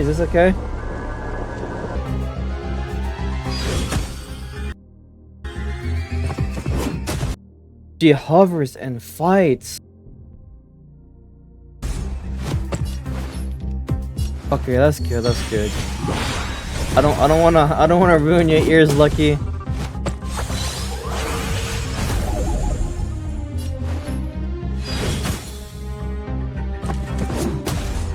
Wait, just by that, is Lingsha gonna be a debuff character? Just by that animation. Is she gonna be like a debuff character? Where she gives out debuffs? Just by this animation alone, I feel like it does some debuff effects.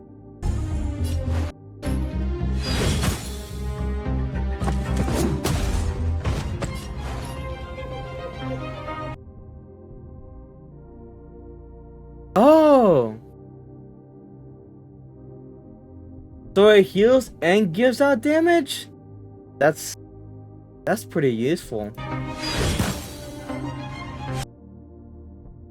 Oh wait. Wait, so that's kind of like... Wait, it heals herself or the team? Because Firefly does it too when she's on her ult. What is it called? When you use her skill while she's on her ult mode, I guess. She heals after she gets attacked. I mean after she attacks. If she attacks and then if she heals a team after her attacks, that's pretty useful. That could probably overcome my gratitude with my Bailu. Whole team? Does it do a lot? I wonder if it's based on like a certain thing. Like her okay, just by her looks here, I think she'll be a cleric. Cleanse too? Dude, she's OP. And that's just by the follow-up attack, I'm assuming. That is crazy. No debuff. Whoever gets Lingsha, or anybody that gets Lingsha, debuffs won't be a problem for them as long as Lingsha is alive. That is crazy.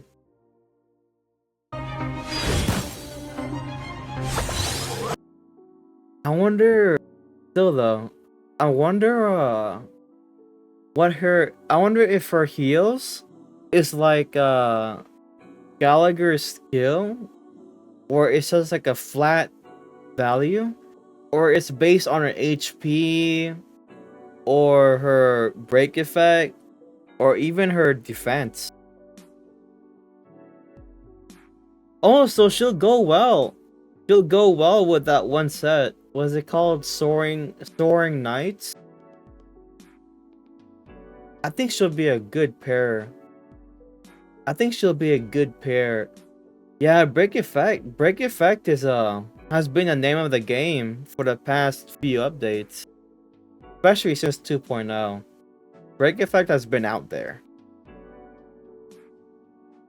I think she'll be a good pair with the likes of Claire, because she does a lot of follow-up attacks.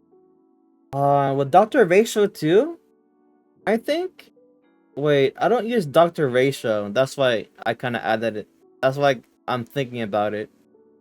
I don't use Dr. Ratio, but he's an SS here. He's an SS tier, right? And most of his damage comes from his follow-up attacks, I think. So Lingsha would be like a good combo with one of those two. Wait, do you think Lingsha would be like a fire character or an imaginary? Just by the look at this and the way she expels, I guess, energy out from her staff.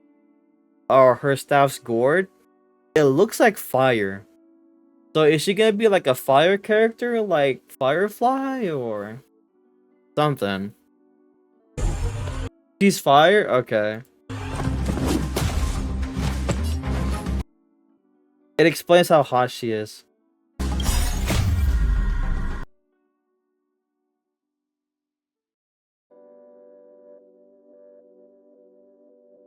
She would be a perfect replacement for Gallagher, but Gallagher's ability to provide skill point is terrifyingly crazy.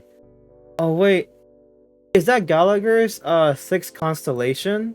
I haven't had Gallagher's 6th constellation yet. I'm only on the I have the 5th constellation for Gallagher. Or Eidolon? Eidolon or Constellation?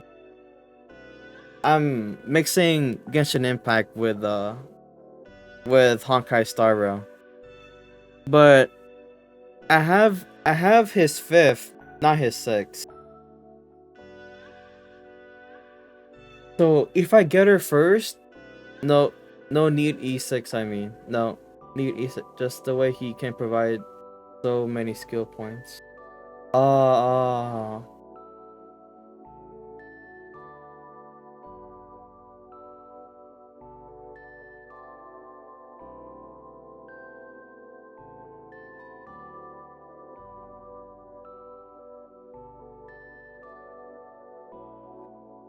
I'm sorry.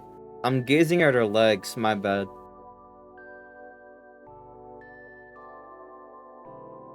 Reduce skill point pressure for FF team. Oh yeah. Either he's either he's attacking or he is healing. One of the two. Most of the, I'm building up my Gallagher, as you notice. I'm starting to use Gallagher now instead of Bailu. I'm having more confidence with my Gallagher now. With my Gallagher, right now, I have 2-piece thief and 2-piece hacker something, where it provides you like 6% speed increase, and the thief one provides a 16% damage, 16% break effect bonus. Or break effect increase. So I have those two right now. So I want to prioritize getting Gallagher's ult coming in. And thankfully I have speed boost for him. So most of the time he's going to be the lead attacker or the fastest character or the character's gonna attack first.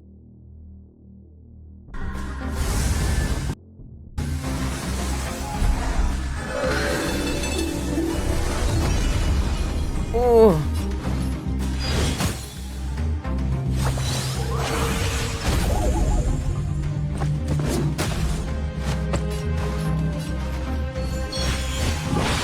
Whirl. 2 in a row? 2 attacks in a row? The follow-up cooldown must be really crazy. Wouldn't it be crazy if you could create Bing Shao?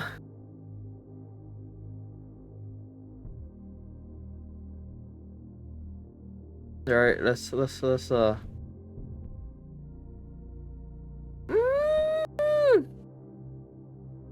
Auntie, spoil me, please.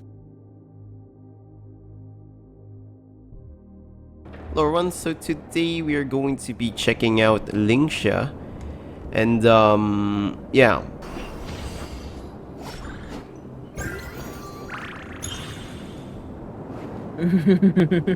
Bro, she got that Tingyun smile too.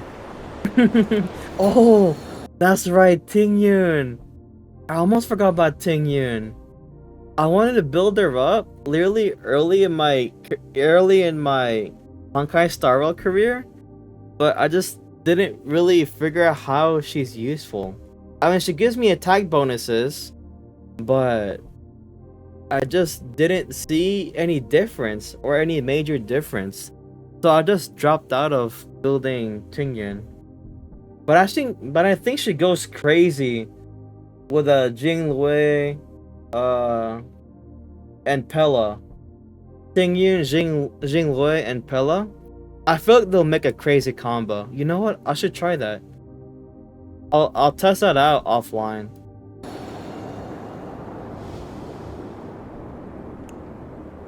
Like, what is that supposed to be? Like, or probably incense, or I don't know. But yeah, that's up to your own interpretation on what that was.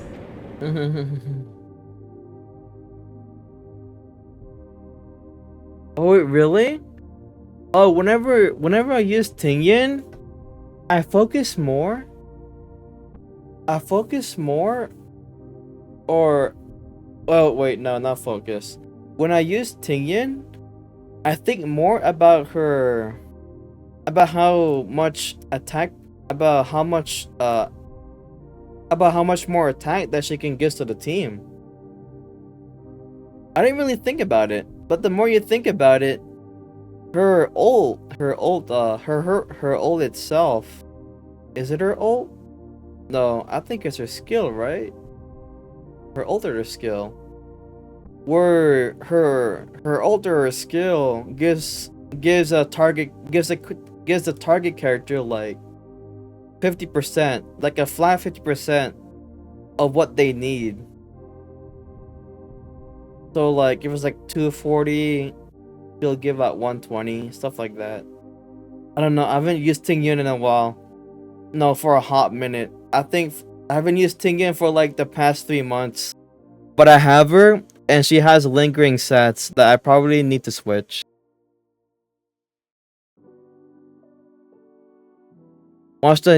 Oh, I haven't watched the Yunli trailer. When I first met her, while gaming, I didn't know about her. She's just so furious. Not like angry, like she's overly. She has a high sense of curiosity. She has a hardened soldier type of vibe. But in a juvenile sense, where like I've seen shit, you know? So wait, I don't know how to explain. I don't know how to explain what Yunli is to me. But she has so much curiosity in her. Wait, for the game? Or for the trailer? You know what, let me watch the trailer first. The English trailer.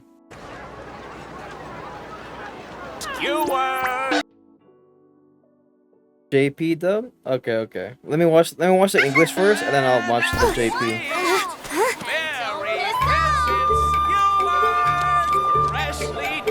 She walks barefoot?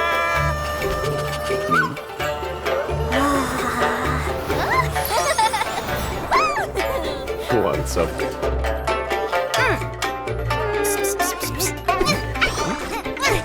Darn you! So Viz. Catch. Finally! Hold it! Give it back! Where'd it go? Here you are!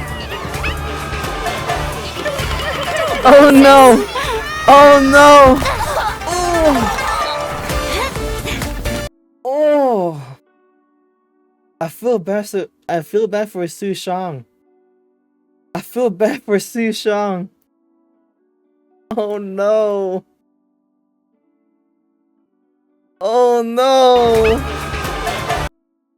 Oh no! Oh no! Oh no! Don't worry, sis. Oh!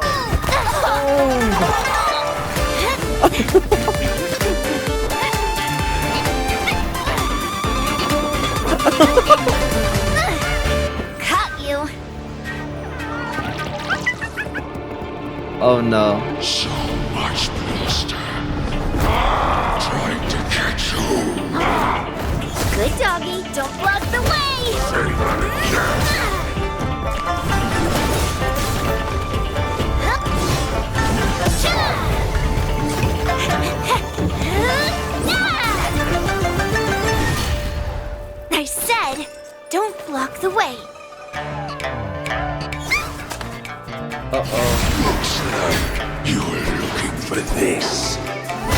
Oh no. Dare! You dare!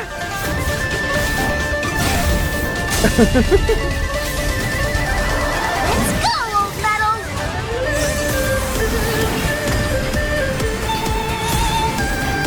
For my skewers, you'll pay with your life! So that's the name of her sword? That's the name of her great sword?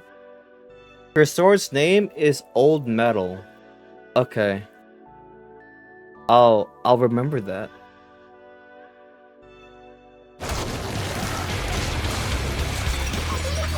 Alright. The Japanese dub one.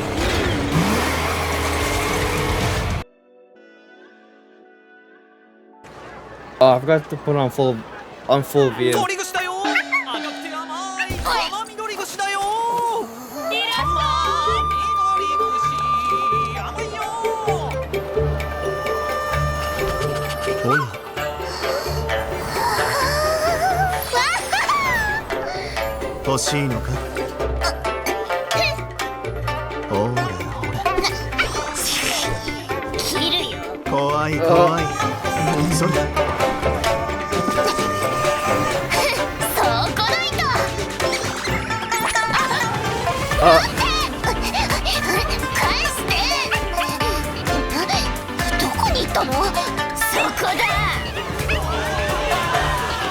Oh no!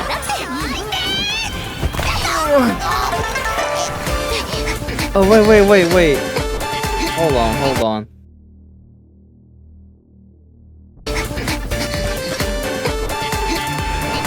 Oh wait.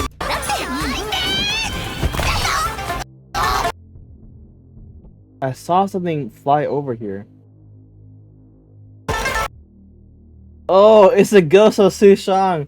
It's the ghost of Sushang. Oh, she died.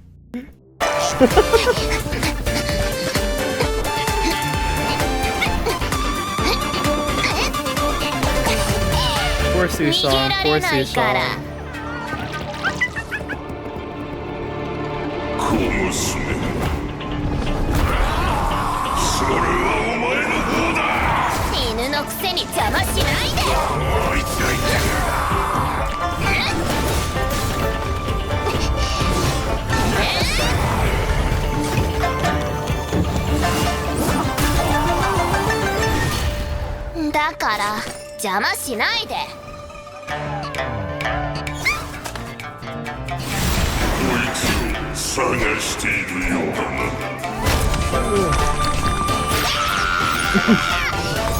Oh, that's what you meant by Bochi.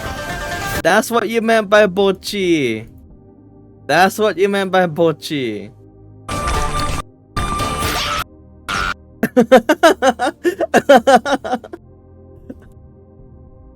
I want girls to step on it. I want girls to step on it, but not that one.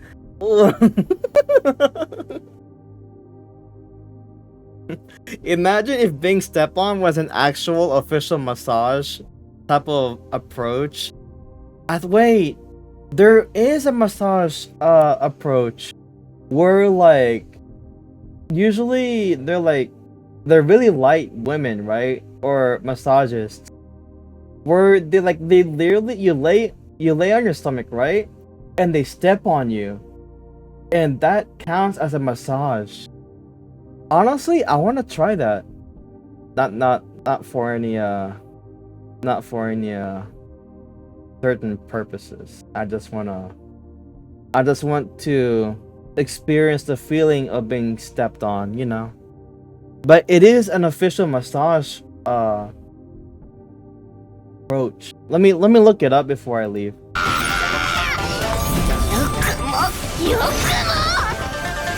Yes, it's actually a thing. At least I think it's a thing.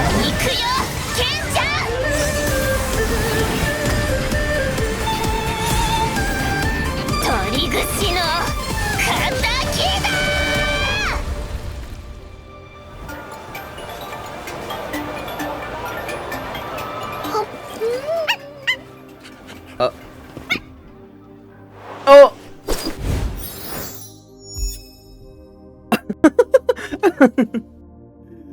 Alright, alright. Alright, alright. Let's, okay. Massage where people step on your back. Yes, yes, this. Right now.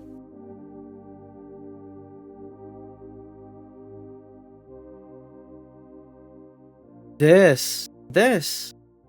They literally step on you. This guy's literally experiencing the life.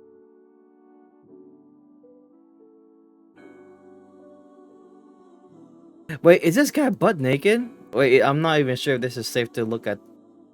I'm not even sure if this is safe to look at on stream. Oh wait. Oh, it's a girl. Okay.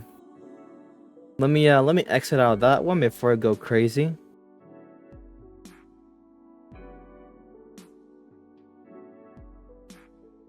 There's not a lot of photos for not foot massage, no. This guy it looks like this guy fell asleep getting stepped on. Alright, let me see the Aishiatsu. It sounds like a Japanese derivative type of massage style. Aishatsu.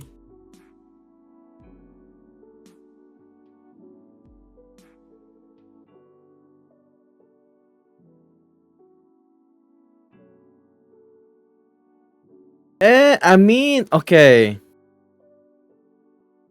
Okay, Lucky. I'm pretty sure these massages, likely women, are so light. That they're so light where, I mean, with this bar too, I think it reduces their weight. But I'm pretty sure these massages are so light. When they ooh, right behind the neck. Okay, dude, Lucky. Even I wouldn't trust a massagist if she's like an ogre that's like 200 pounds. I wouldn't trust a fucking ogre to step on my back, bro. I wouldn't trust an ogre to step on my back. Yeah, nah. I'd rather snap my neck than be stepped on by an ogre. Fuck no. It'll be very uncomfortable if I do live the experience. You see, all of them are women because women biogenetically are light. So they're all women. And they're getting stepped on by women. Woman.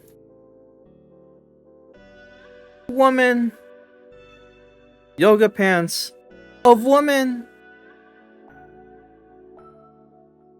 Woman.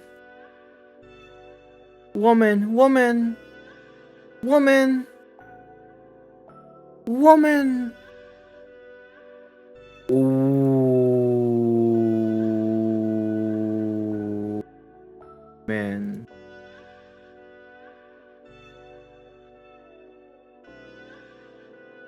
I want to try it. I might go crazy though. I might go crazy. Or maybe I'll just be shy. I'll probably be shy the entire time. Like, I might ask them to like touch me gently. Otherwise, something could go wrong.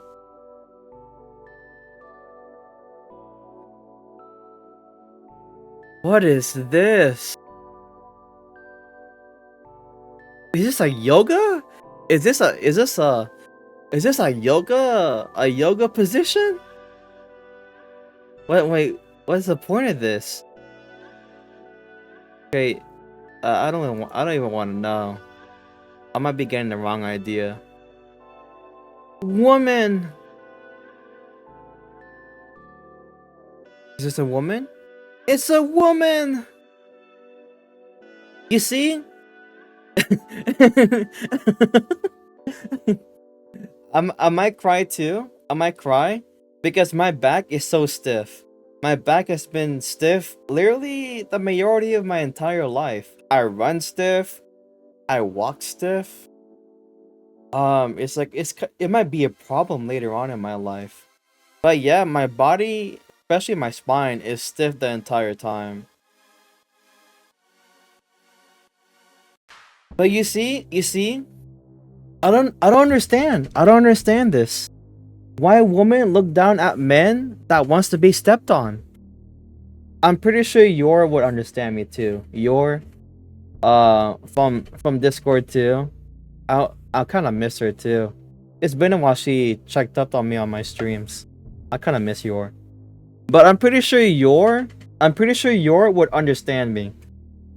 Because biogenetically, the higher deity, God, Buddha, or any higher power has made women to be stepping on men.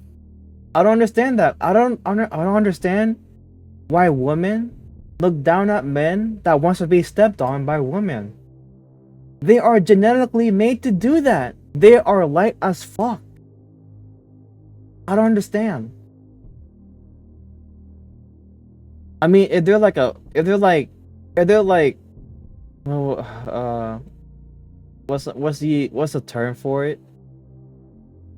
If they're like a blob of fat, then yeah, like a fucking like one of those women from My 600-Pound Life.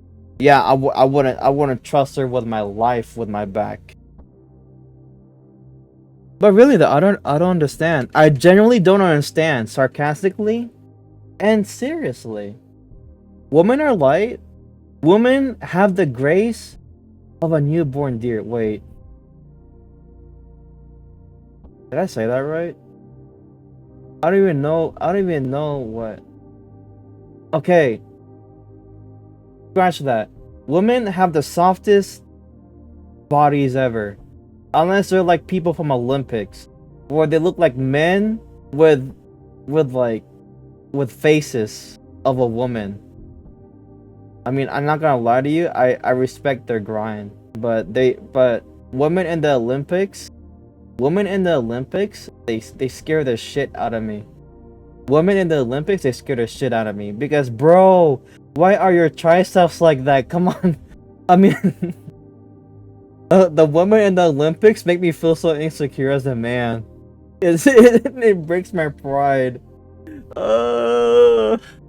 Although I guess I got nothing to talk back with because I'm a little introvert that sits in my chair about 80% of my entire day. How about kids? I mean, okay, what are we talking about? What age? You know what? Let's not talk about kids, Lucky. Let's not talk about kids. Because I might actually get canceled for this. I might get canceled for this. The moment we talk about kids, if there was in another multiverse where I actually accepted about us talking about kids, I'm gonna get canceled. like whoever watches my VOD, like somewhere in the span of 7 days, the amount of reports in that one VOD would cancel my streaming career. Yep, I guess I have to stream at YouTube now. In another universe, I started streaming at YouTube 2 weeks later. In another universe, I started streaming on YouTube 2 weeks later. Oh god. But like, I mean, I do understand your point though. They're light. They don't have the roughed up calluses of I guess myself. And yeah, although me as a kid though, I always helped my dad out. Like my dad was repairing a house, right? To sell. And I always helped him out. Whether it's wood or cement bags or something like that. or just regular 2x4s, or wait, that's wood, or just other heavy equipment. So me as a kid, I guess in a way, since I was 11 years old, I've always had calluses all over my body because I've been helping my dad out with like the heavy work and all that stuff. I don't think there was ever a time where I don't have calluses on my hands.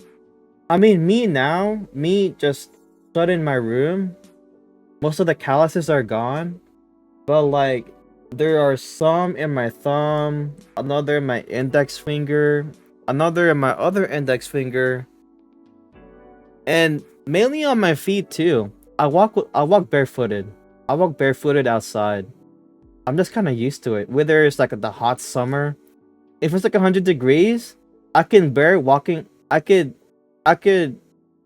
barefoot for like 5 minutes, but it would be torturous. But I could barefoot. I'd barefoot walk whenever I can.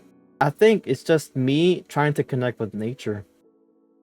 But yeah, the entire soles of my feet are just calluses on calluses. Yeah, being barefoot makes you feel the world around you more.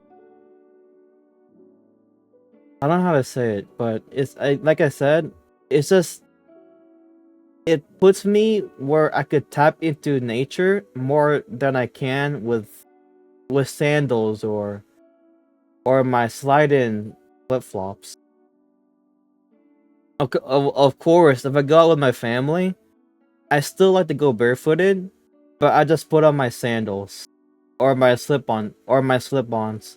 And if I'm going somewhere where I might be out of the house for like a few hours, I wear socks and my slip-ons. Really? People laugh at you for going barefooted? To me, I don't really care. Because I do the same thing too, that's probably why. I don't know. But when I go barefoot, people just look at me, yeah, like people gives me that stare where it literally yells out, "Go put some shoes on." But I don't like it. I mean, I like shoes, but I think it deforms my feet a little. Because my dad has like a bunion, right? Where he wears like a good majority of his life. He wears narrow shoes. Which is how he got his bunion on his foot. I kinda don't wanna suffer. And I do have wide feet too. I got wide feet. I got wide small feet. I wear baby shoe sizes. I wear a size 9. And that's for comfortability. I wear a size 9 US men's shoes. If I want comfortable shoes. If it's like sports or where I'm gonna be wearing those shoes whenever I work out or something heavy related, or I do need some snugness, I wear an 8 to an 8.5 US men's. So I got small feet. I got small yet wide feet. And it's at least when I go to my local shoe stores, it's kind of hard for me to find those specifications. Like, I don't know how to explain, because I honestly don't know how to explain. But yeah, it's difficult, or it's always sold out with shoes without specifications, where I got small feet yet wide, yet I got small yet wide feet. Small yet wide feet. Is usually I just order them online. And if not, if I'm lucky, I just walk in, find the shoes. If it's narrow on the box, yet my feet snugs in, then I'll buy those shoes despite its apparent narrowness. Sometimes I have to compromise. But yeah,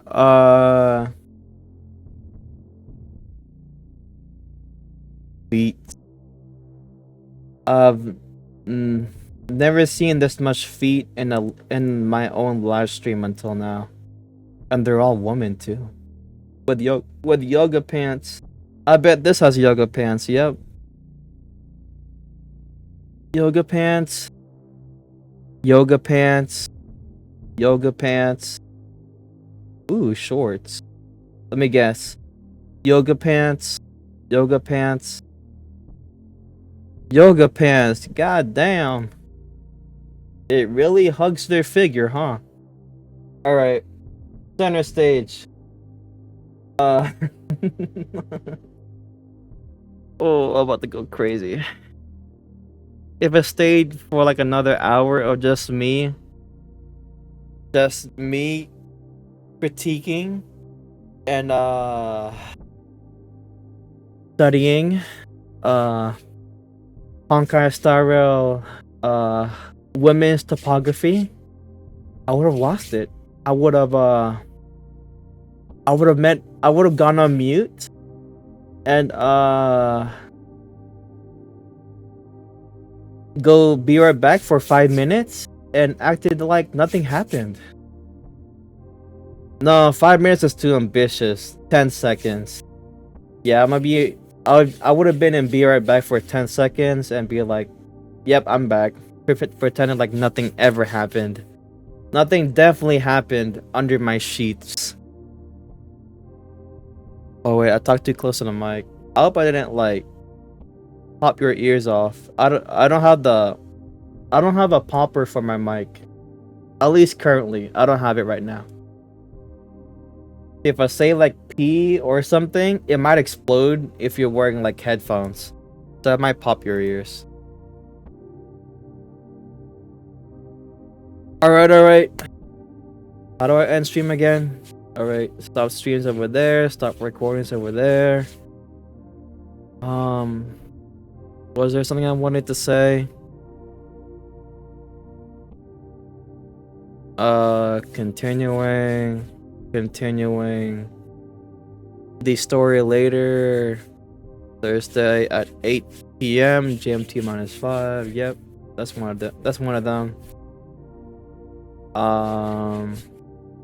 School. Last week of August. Randomized schedule. Tuesday and Thursday. More committing to it. Alright, I'm gonna do my outro. How do I start it off? My brain is popping already. I need to say it with enthusiasm, even though I might even cut it off during my edits. Probably not though, but it's VOD.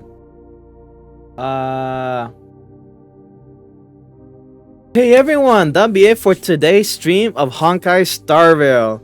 As you can see, as you can see on the title, I was expecting to directly work with the March training montage where she becomes a sword master, but I guess I have to wait for a few more streams, sadly. So that's that. You've been yawning on my streams, Lucky. You've been yawning on my streams. My heart just broke. No, I'm just kidding. I feel you. I know. I feel you. Even though after I wake up, I yawn for like an hour to 2 hours before it stops. I think it's just a way of my body saying it hasn't really fall up. I think it's just a way of my body telling me that I haven't fully woke up yet. So that's probably the same case for you. Being egotistical right here. Coffee. It's been a while having coffee. Usually the way or my go-to for me to stay awake is to just bloat myself. I mean, yes, I'll have a food coma later on, but hey, I get a full stomach and I sleep later on. So when I wake up later on, later on, I just feel so good because my body has been digesting while I'm sleeping, so I'm just full of energy sometimes. But yeah, back to my outro. Oh yeah, that's right. Yeah, we didn't get to tap into March 7th's training montage of her becoming a sword master. And you know what, guys? If I remember correctly, on the original OC, not the original OC, on the original March 7th splash, on the original March 7th flash art, wasn't she supposed to like walk with two daggers and not a sword? I just remember that. I think originally she was supposed to like work with two daggers, but she ended up using a single sword. So she doesn't have that assassin type of feeling. She feels more like a female knight like Su Shang. Like Su Shang. So I just remembered that. And and that was over 2 months ago. I'm surprised that I even remember that splash art. But yeah. That was I kind of wanted that to be the main highlight of today's stream, but I guess we have to wait for like 2 or 3 more streams before we could Eye of the Tiger with with March 7th. So yeah. Another thing. You know what? That's the wrong order. A continuous reminder that I will be streaming randomly, although not as much as I wanted to last week nor this week too. Definitely though, I will be committing my streams or investing more commitment into having a stream for Tuesday and Thursdays at 8 to 10 p.m. GMT -5. So look forward to that.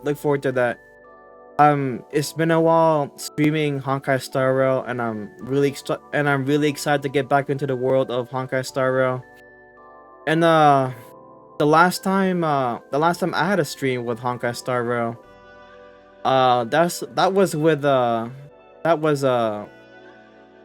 with me and not showing y'all or show offing my newly gotten Firefly, which is not really new now since I've had her for like over a month now. But yeah, over my offline journey with Honkai Star Rail, I had Firefly, and ever since I've been building her up. I've been what's the word? I've been farming for her relics.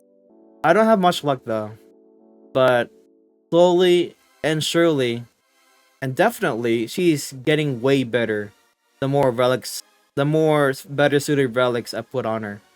So that's that. And also the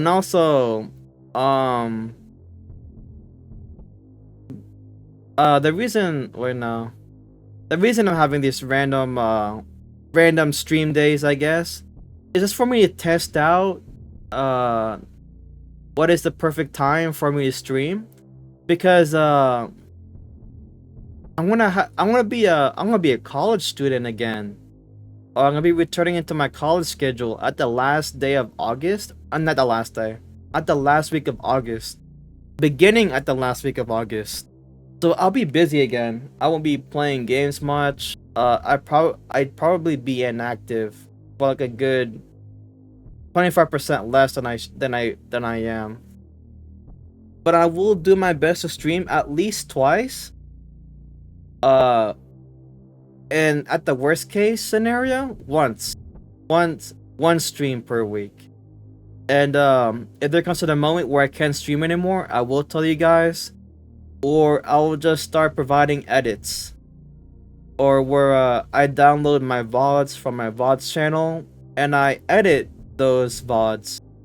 No more 12-hour stream. Sadly, no more 12-hour streams. No more 12-hour streams.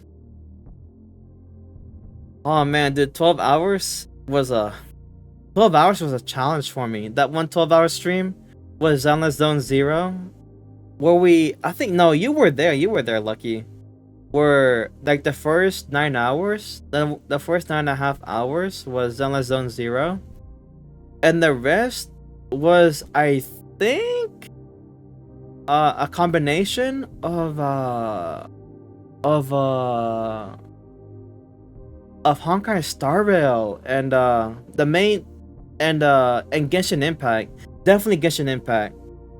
I remember talking about Genshin Impact. Oh yeah. Oh, I still feel bad. I still feel bad for having you do that. But thank you for supporting me though. Thank you for supporting me so long. I felt bad. But really though, you, Bella, and you guys were practically rotating of who gets to give me attention for the rest of the 12 hours. It was Bella first for like 2 hours. Or no, it was Bella first for like the first 2 hours. And then your gave me like, and your took care of like the middle, or like between like the 3rd and the 7th hour of my stream. And you were just carrying me the rest. I was feeling really lonely, man. But yeah.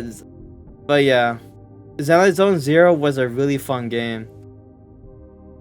I should really make another account for just me to just play with the campaign, because I only have one account for Zenless Zone Zero, and I don't intend to go forward with the story because that's my only account, and I want to stream the content that I go across on with the account. So I should really make another Zenless Zone Zero account. Not as much as I used to. I just log in, I do a few of the daily missions, and I roll, or I do the gacha if I can, and then I'll log off. I don't really do much in Zenless Zone Zero, but there is new content though. There is new content. There's Chapter 2. Chapter 2 just came out, like, I want to say 4 weeks ago? And it's been sitting there in my in-games laptop or computer. So maybe after this stream. 1.1. I haven't been keeping track with Zenless Zone Zero's updates, but I think it's 1.1. But yeah. I really need to start streaming Zenless Zone Zero, because new content just came out. I kind of want to cover that, but I've been meaning to cover the trailblazing mission, or continuance, that we just did too. So I made that today the day, and I might be streaming this. I might be having I'm confident that I might have like 5 streams for me to cover the continuance. 41.3k? Damn. Wait, let me log in on Twitch right now. I didn't see the Zenless Zone Zero account on the recommended channels. I don't follow Zenless Zone Zero on Twitch. Oh, it's live. Okay. Push draws incoming. Watch a live stream to win polychromes. 8,000. Oh yes, 8,000 followers. Probably resetted. Since you can only stream for like 48 hours until they force you to close the stream. But yeah, guys, and that's kind of the whole reason why I'm why I'm randomizing my stream days per se, and without announcement too, because I really don't know when I stream. It's more like I'm trying to figure myself out as a person, what times of the day where I'm most energetic, and right now where I'm still awake and I'm not, where tiredness or exhaustion hasn't really kicked in yet, is around 8 p.m. for me. Mainly 8 p.m. So I might start finish. So definitely, I'll start streaming at 8 p.m. Where I'm at GMT -5. Top one in revenue. Wait, the entirety of the game, or like? That's the first time I've heard of it. I thought it would be like. Really though? Wait, it even I find that hard to believe, but if you say it, you say it. Because Genshin Impact was going crazy with the revenue with their characters back in like 3.0. I think it was kind of a world record. Just having me feeling like it. $93 million last month. That's crazy. Wait, what's the revenue for Firefly? She was a very sought after character. Revenue for Firefly. HSR. 98? Okay, for the okay. So maybe not.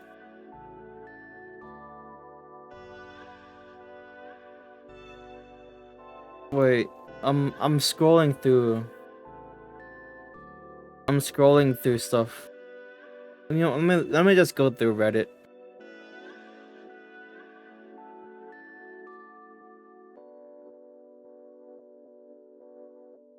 $98 million. $98 million. That is true. That is true. I mean, the Hoyoverse is doing a good job in really making expansive games, and with a gacha too. I think gacha, the gacha system derives more in the Asian areas, and it's very popular with Japanese society too. Since Japanese kind of have this thing with gambling, so yeah, Hoyoverse is making money from that. And I think in the West we like more open maps. Oh wait, don't associate me as me speaking for my fellow gamers. It's just what I think. Because if you look at it in Western games, or the top winners for like Game Awards and stuff, it mainly consists of like open map games. Like Red Dead Redemption, GTA 5,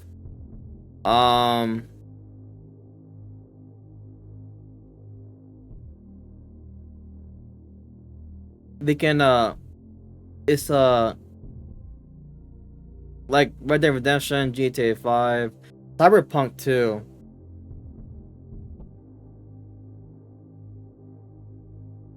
Yeah, I'm Honkai Impact the Third. I should really get back into that game. It's been years. It's been a year, actually. It's been a year. The only thing that's turning me off right now is because technically what it is, it's technically I associate Honkai Impact the Third with outdatedness. Please don't hate me for it. Please don't hate me for me saying that. It's like how do you say? Honkai Impact the Third is like when I played Honkai Impact the Third, I sense the experimentation of Hoyoverse tapping into this new realm of gaming. I'm not quite sure how to say it. But like interacting with characters, it wasn't as exciting as me interacting with Genshin Impact, which what I was playing with before I started Honkai Impact the Third. Just talking with NPCs in Honkai Impact the Third, it just didn't feel that exciting. I mean, in Honkai Impact the Third, there were, how do you say? There were mobs situated around the maps. I don't know what I'm saying, but I didn't feel that much excitement in Honkai Impact the Third. But it was the first game that Hoyoverse, that really put Hoyoverse out there. That's kind of the reason why I started Honkai Impact the Third. It's a fun game. It's just that it's just that it didn't excite me enough. Maybe Genshin Impact just made my standards higher naturally, because it was just so much. There was so much immersion with Genshin Impact. And I think I had a bias too last time. That's why I'm associating this feeling of I guess not enjoying the game with Honkai Impact the Third, because I started off playing Genshin Impact, right? And Genshin Impact is an open map game. But with Honkai Impact the Third, it really limits what you can do. It really does. Especially with the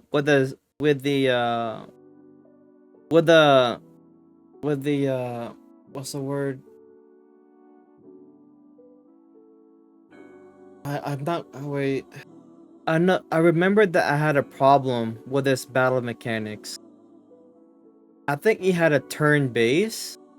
And back then, I wanted free roam. I wanted to run. I wanted to dodge. I wanted to charge up my attacks. I didn't. I think that's the other reason. Honkai Impact the Third.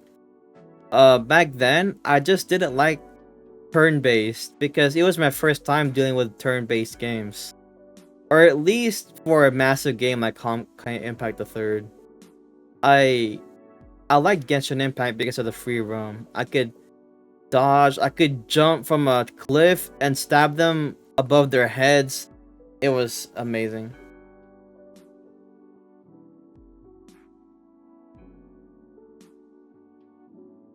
Really? Genshin Impact was just a test? Well, they did a good job then. Because I enjoyed Genshin Impact. I really enjoyed Genshin Impact. The reason I joined Genshin Impact is because of Zhongli. Dude, I was a fan of Zhongli. I didn't know he was an Archon. I didn't know he was an all-strong person. I just like Zhongli's appearance, calm demeanor, with a sense of a powerful aura behind a humble attitude.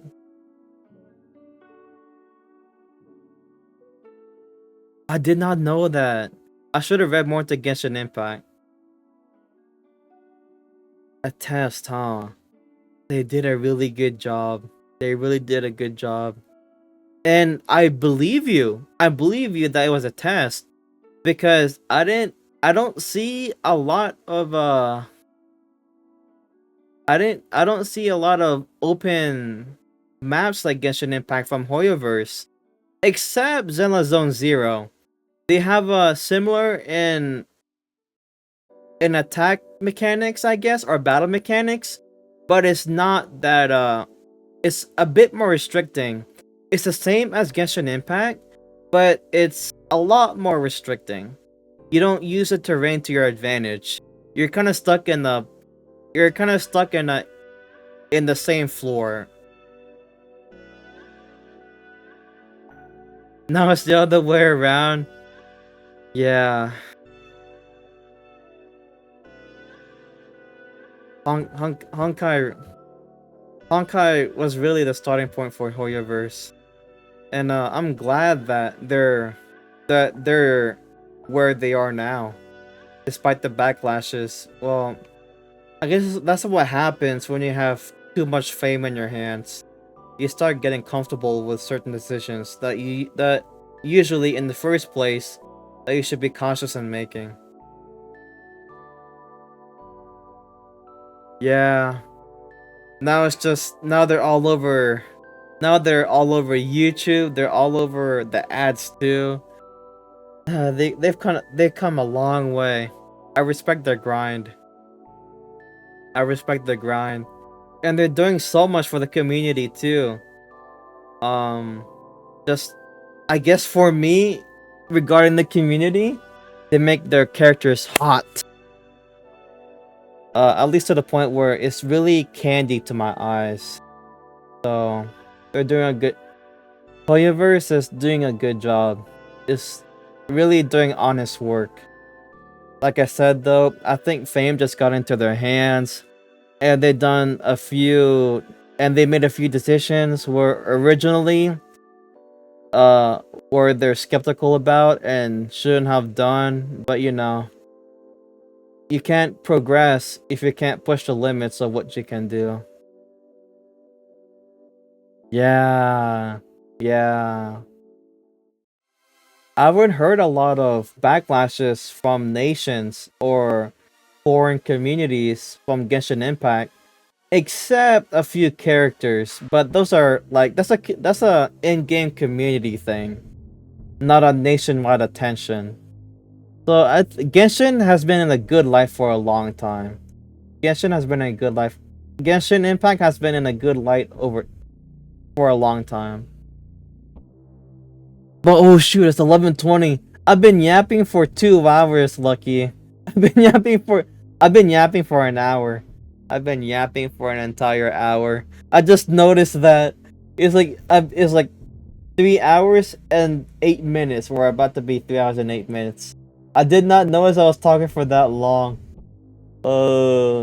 You got me in trance here, Lucky. You got me sticking for another hour. First banner revenue was over 150 mil or 200 if I remember correctly. What was the first banner? I think the first banner. No, it's fine. It's fine. As long as I'm enjoying the conversation. Although although maybe in a few minutes though. Though in a few minutes I will have to go because my stomach is growling and I want. Yeah, Venti. You know what? Wait, did I show you my Venti? Let me show you my Venti real quick. I think it's Venti, right? Because he was the first 5-star that I could remember. Well, the first 5-star that I ever getting. And Venti was one of the starting characters, per se. Oh wait, no, I'm not logged into Genshin Impact. And I don't remember my password too. Maybe later. Maybe later in my one of my streams. I'm pretty sure it's Venti. Let me look that up and then yeah, I'll end stream.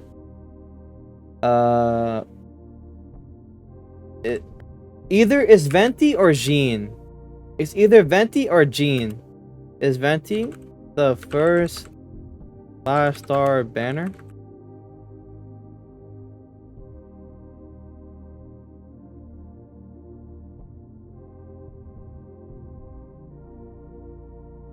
Who was the first? No, not. Who was the first 5-star banner in Genshin Impact?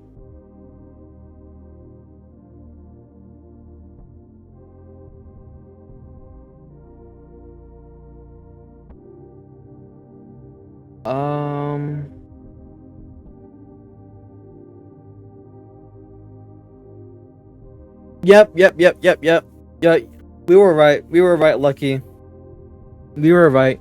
Venti and Klee were the first 2 5-stars.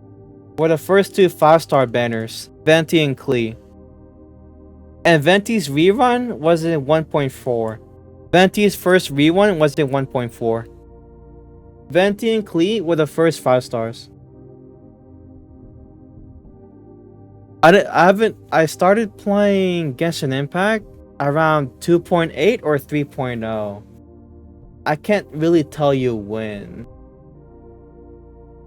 But I do know for a fact that Zhongli existed because I went across, because Zhongli was my inspiration to play Genshin Impact. So no, Zhongli was my sole purpose into playing Genshin Impact. So definitely somewhere around the early days of Leeway, that's where I probably hopped into. If it's not 2.8, it's probably 3.0. It can't be over 3.0.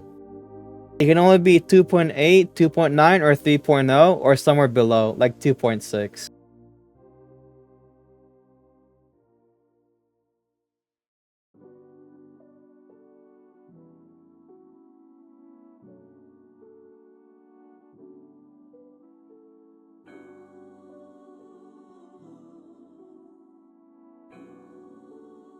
Okay, I'm just looking at a Hoya Labs, post. It's like outdated by like 2 years now. But alright. I'm gonna end stream here. I think I told everybody that's watching the VOD, the announcements I needed to make. Okie doke. Alright, Lucky. Wait. It's 11:25 a.m. for you. So you should be heading out to lunch, right? Hopefully you ate breakfast. And I hope you overcome your yawning too. Alright, man. Have a great lunch. And I'll see you and everybody else. I'll see you and everybody else Thursday at 8 p.m. GMT -5, or for you, Lucky, at 8 a.m. So alright. I'll see you guys. Thank you for watching, and oh yeah, I will also post the VOD for that diagnostic stream that I did. So I'll do that. I'll post a VOD somewhere in a few days. There's just some things I want to crop out, but other than that, it's gonna be all original. I'm just gonna crop out a few things or skip a few frames per se, or what was it called? Blur stuff out. Not much. Just not much. Alright, I'll see you guys. Have a good night, good morning, good afternoon, and good evening.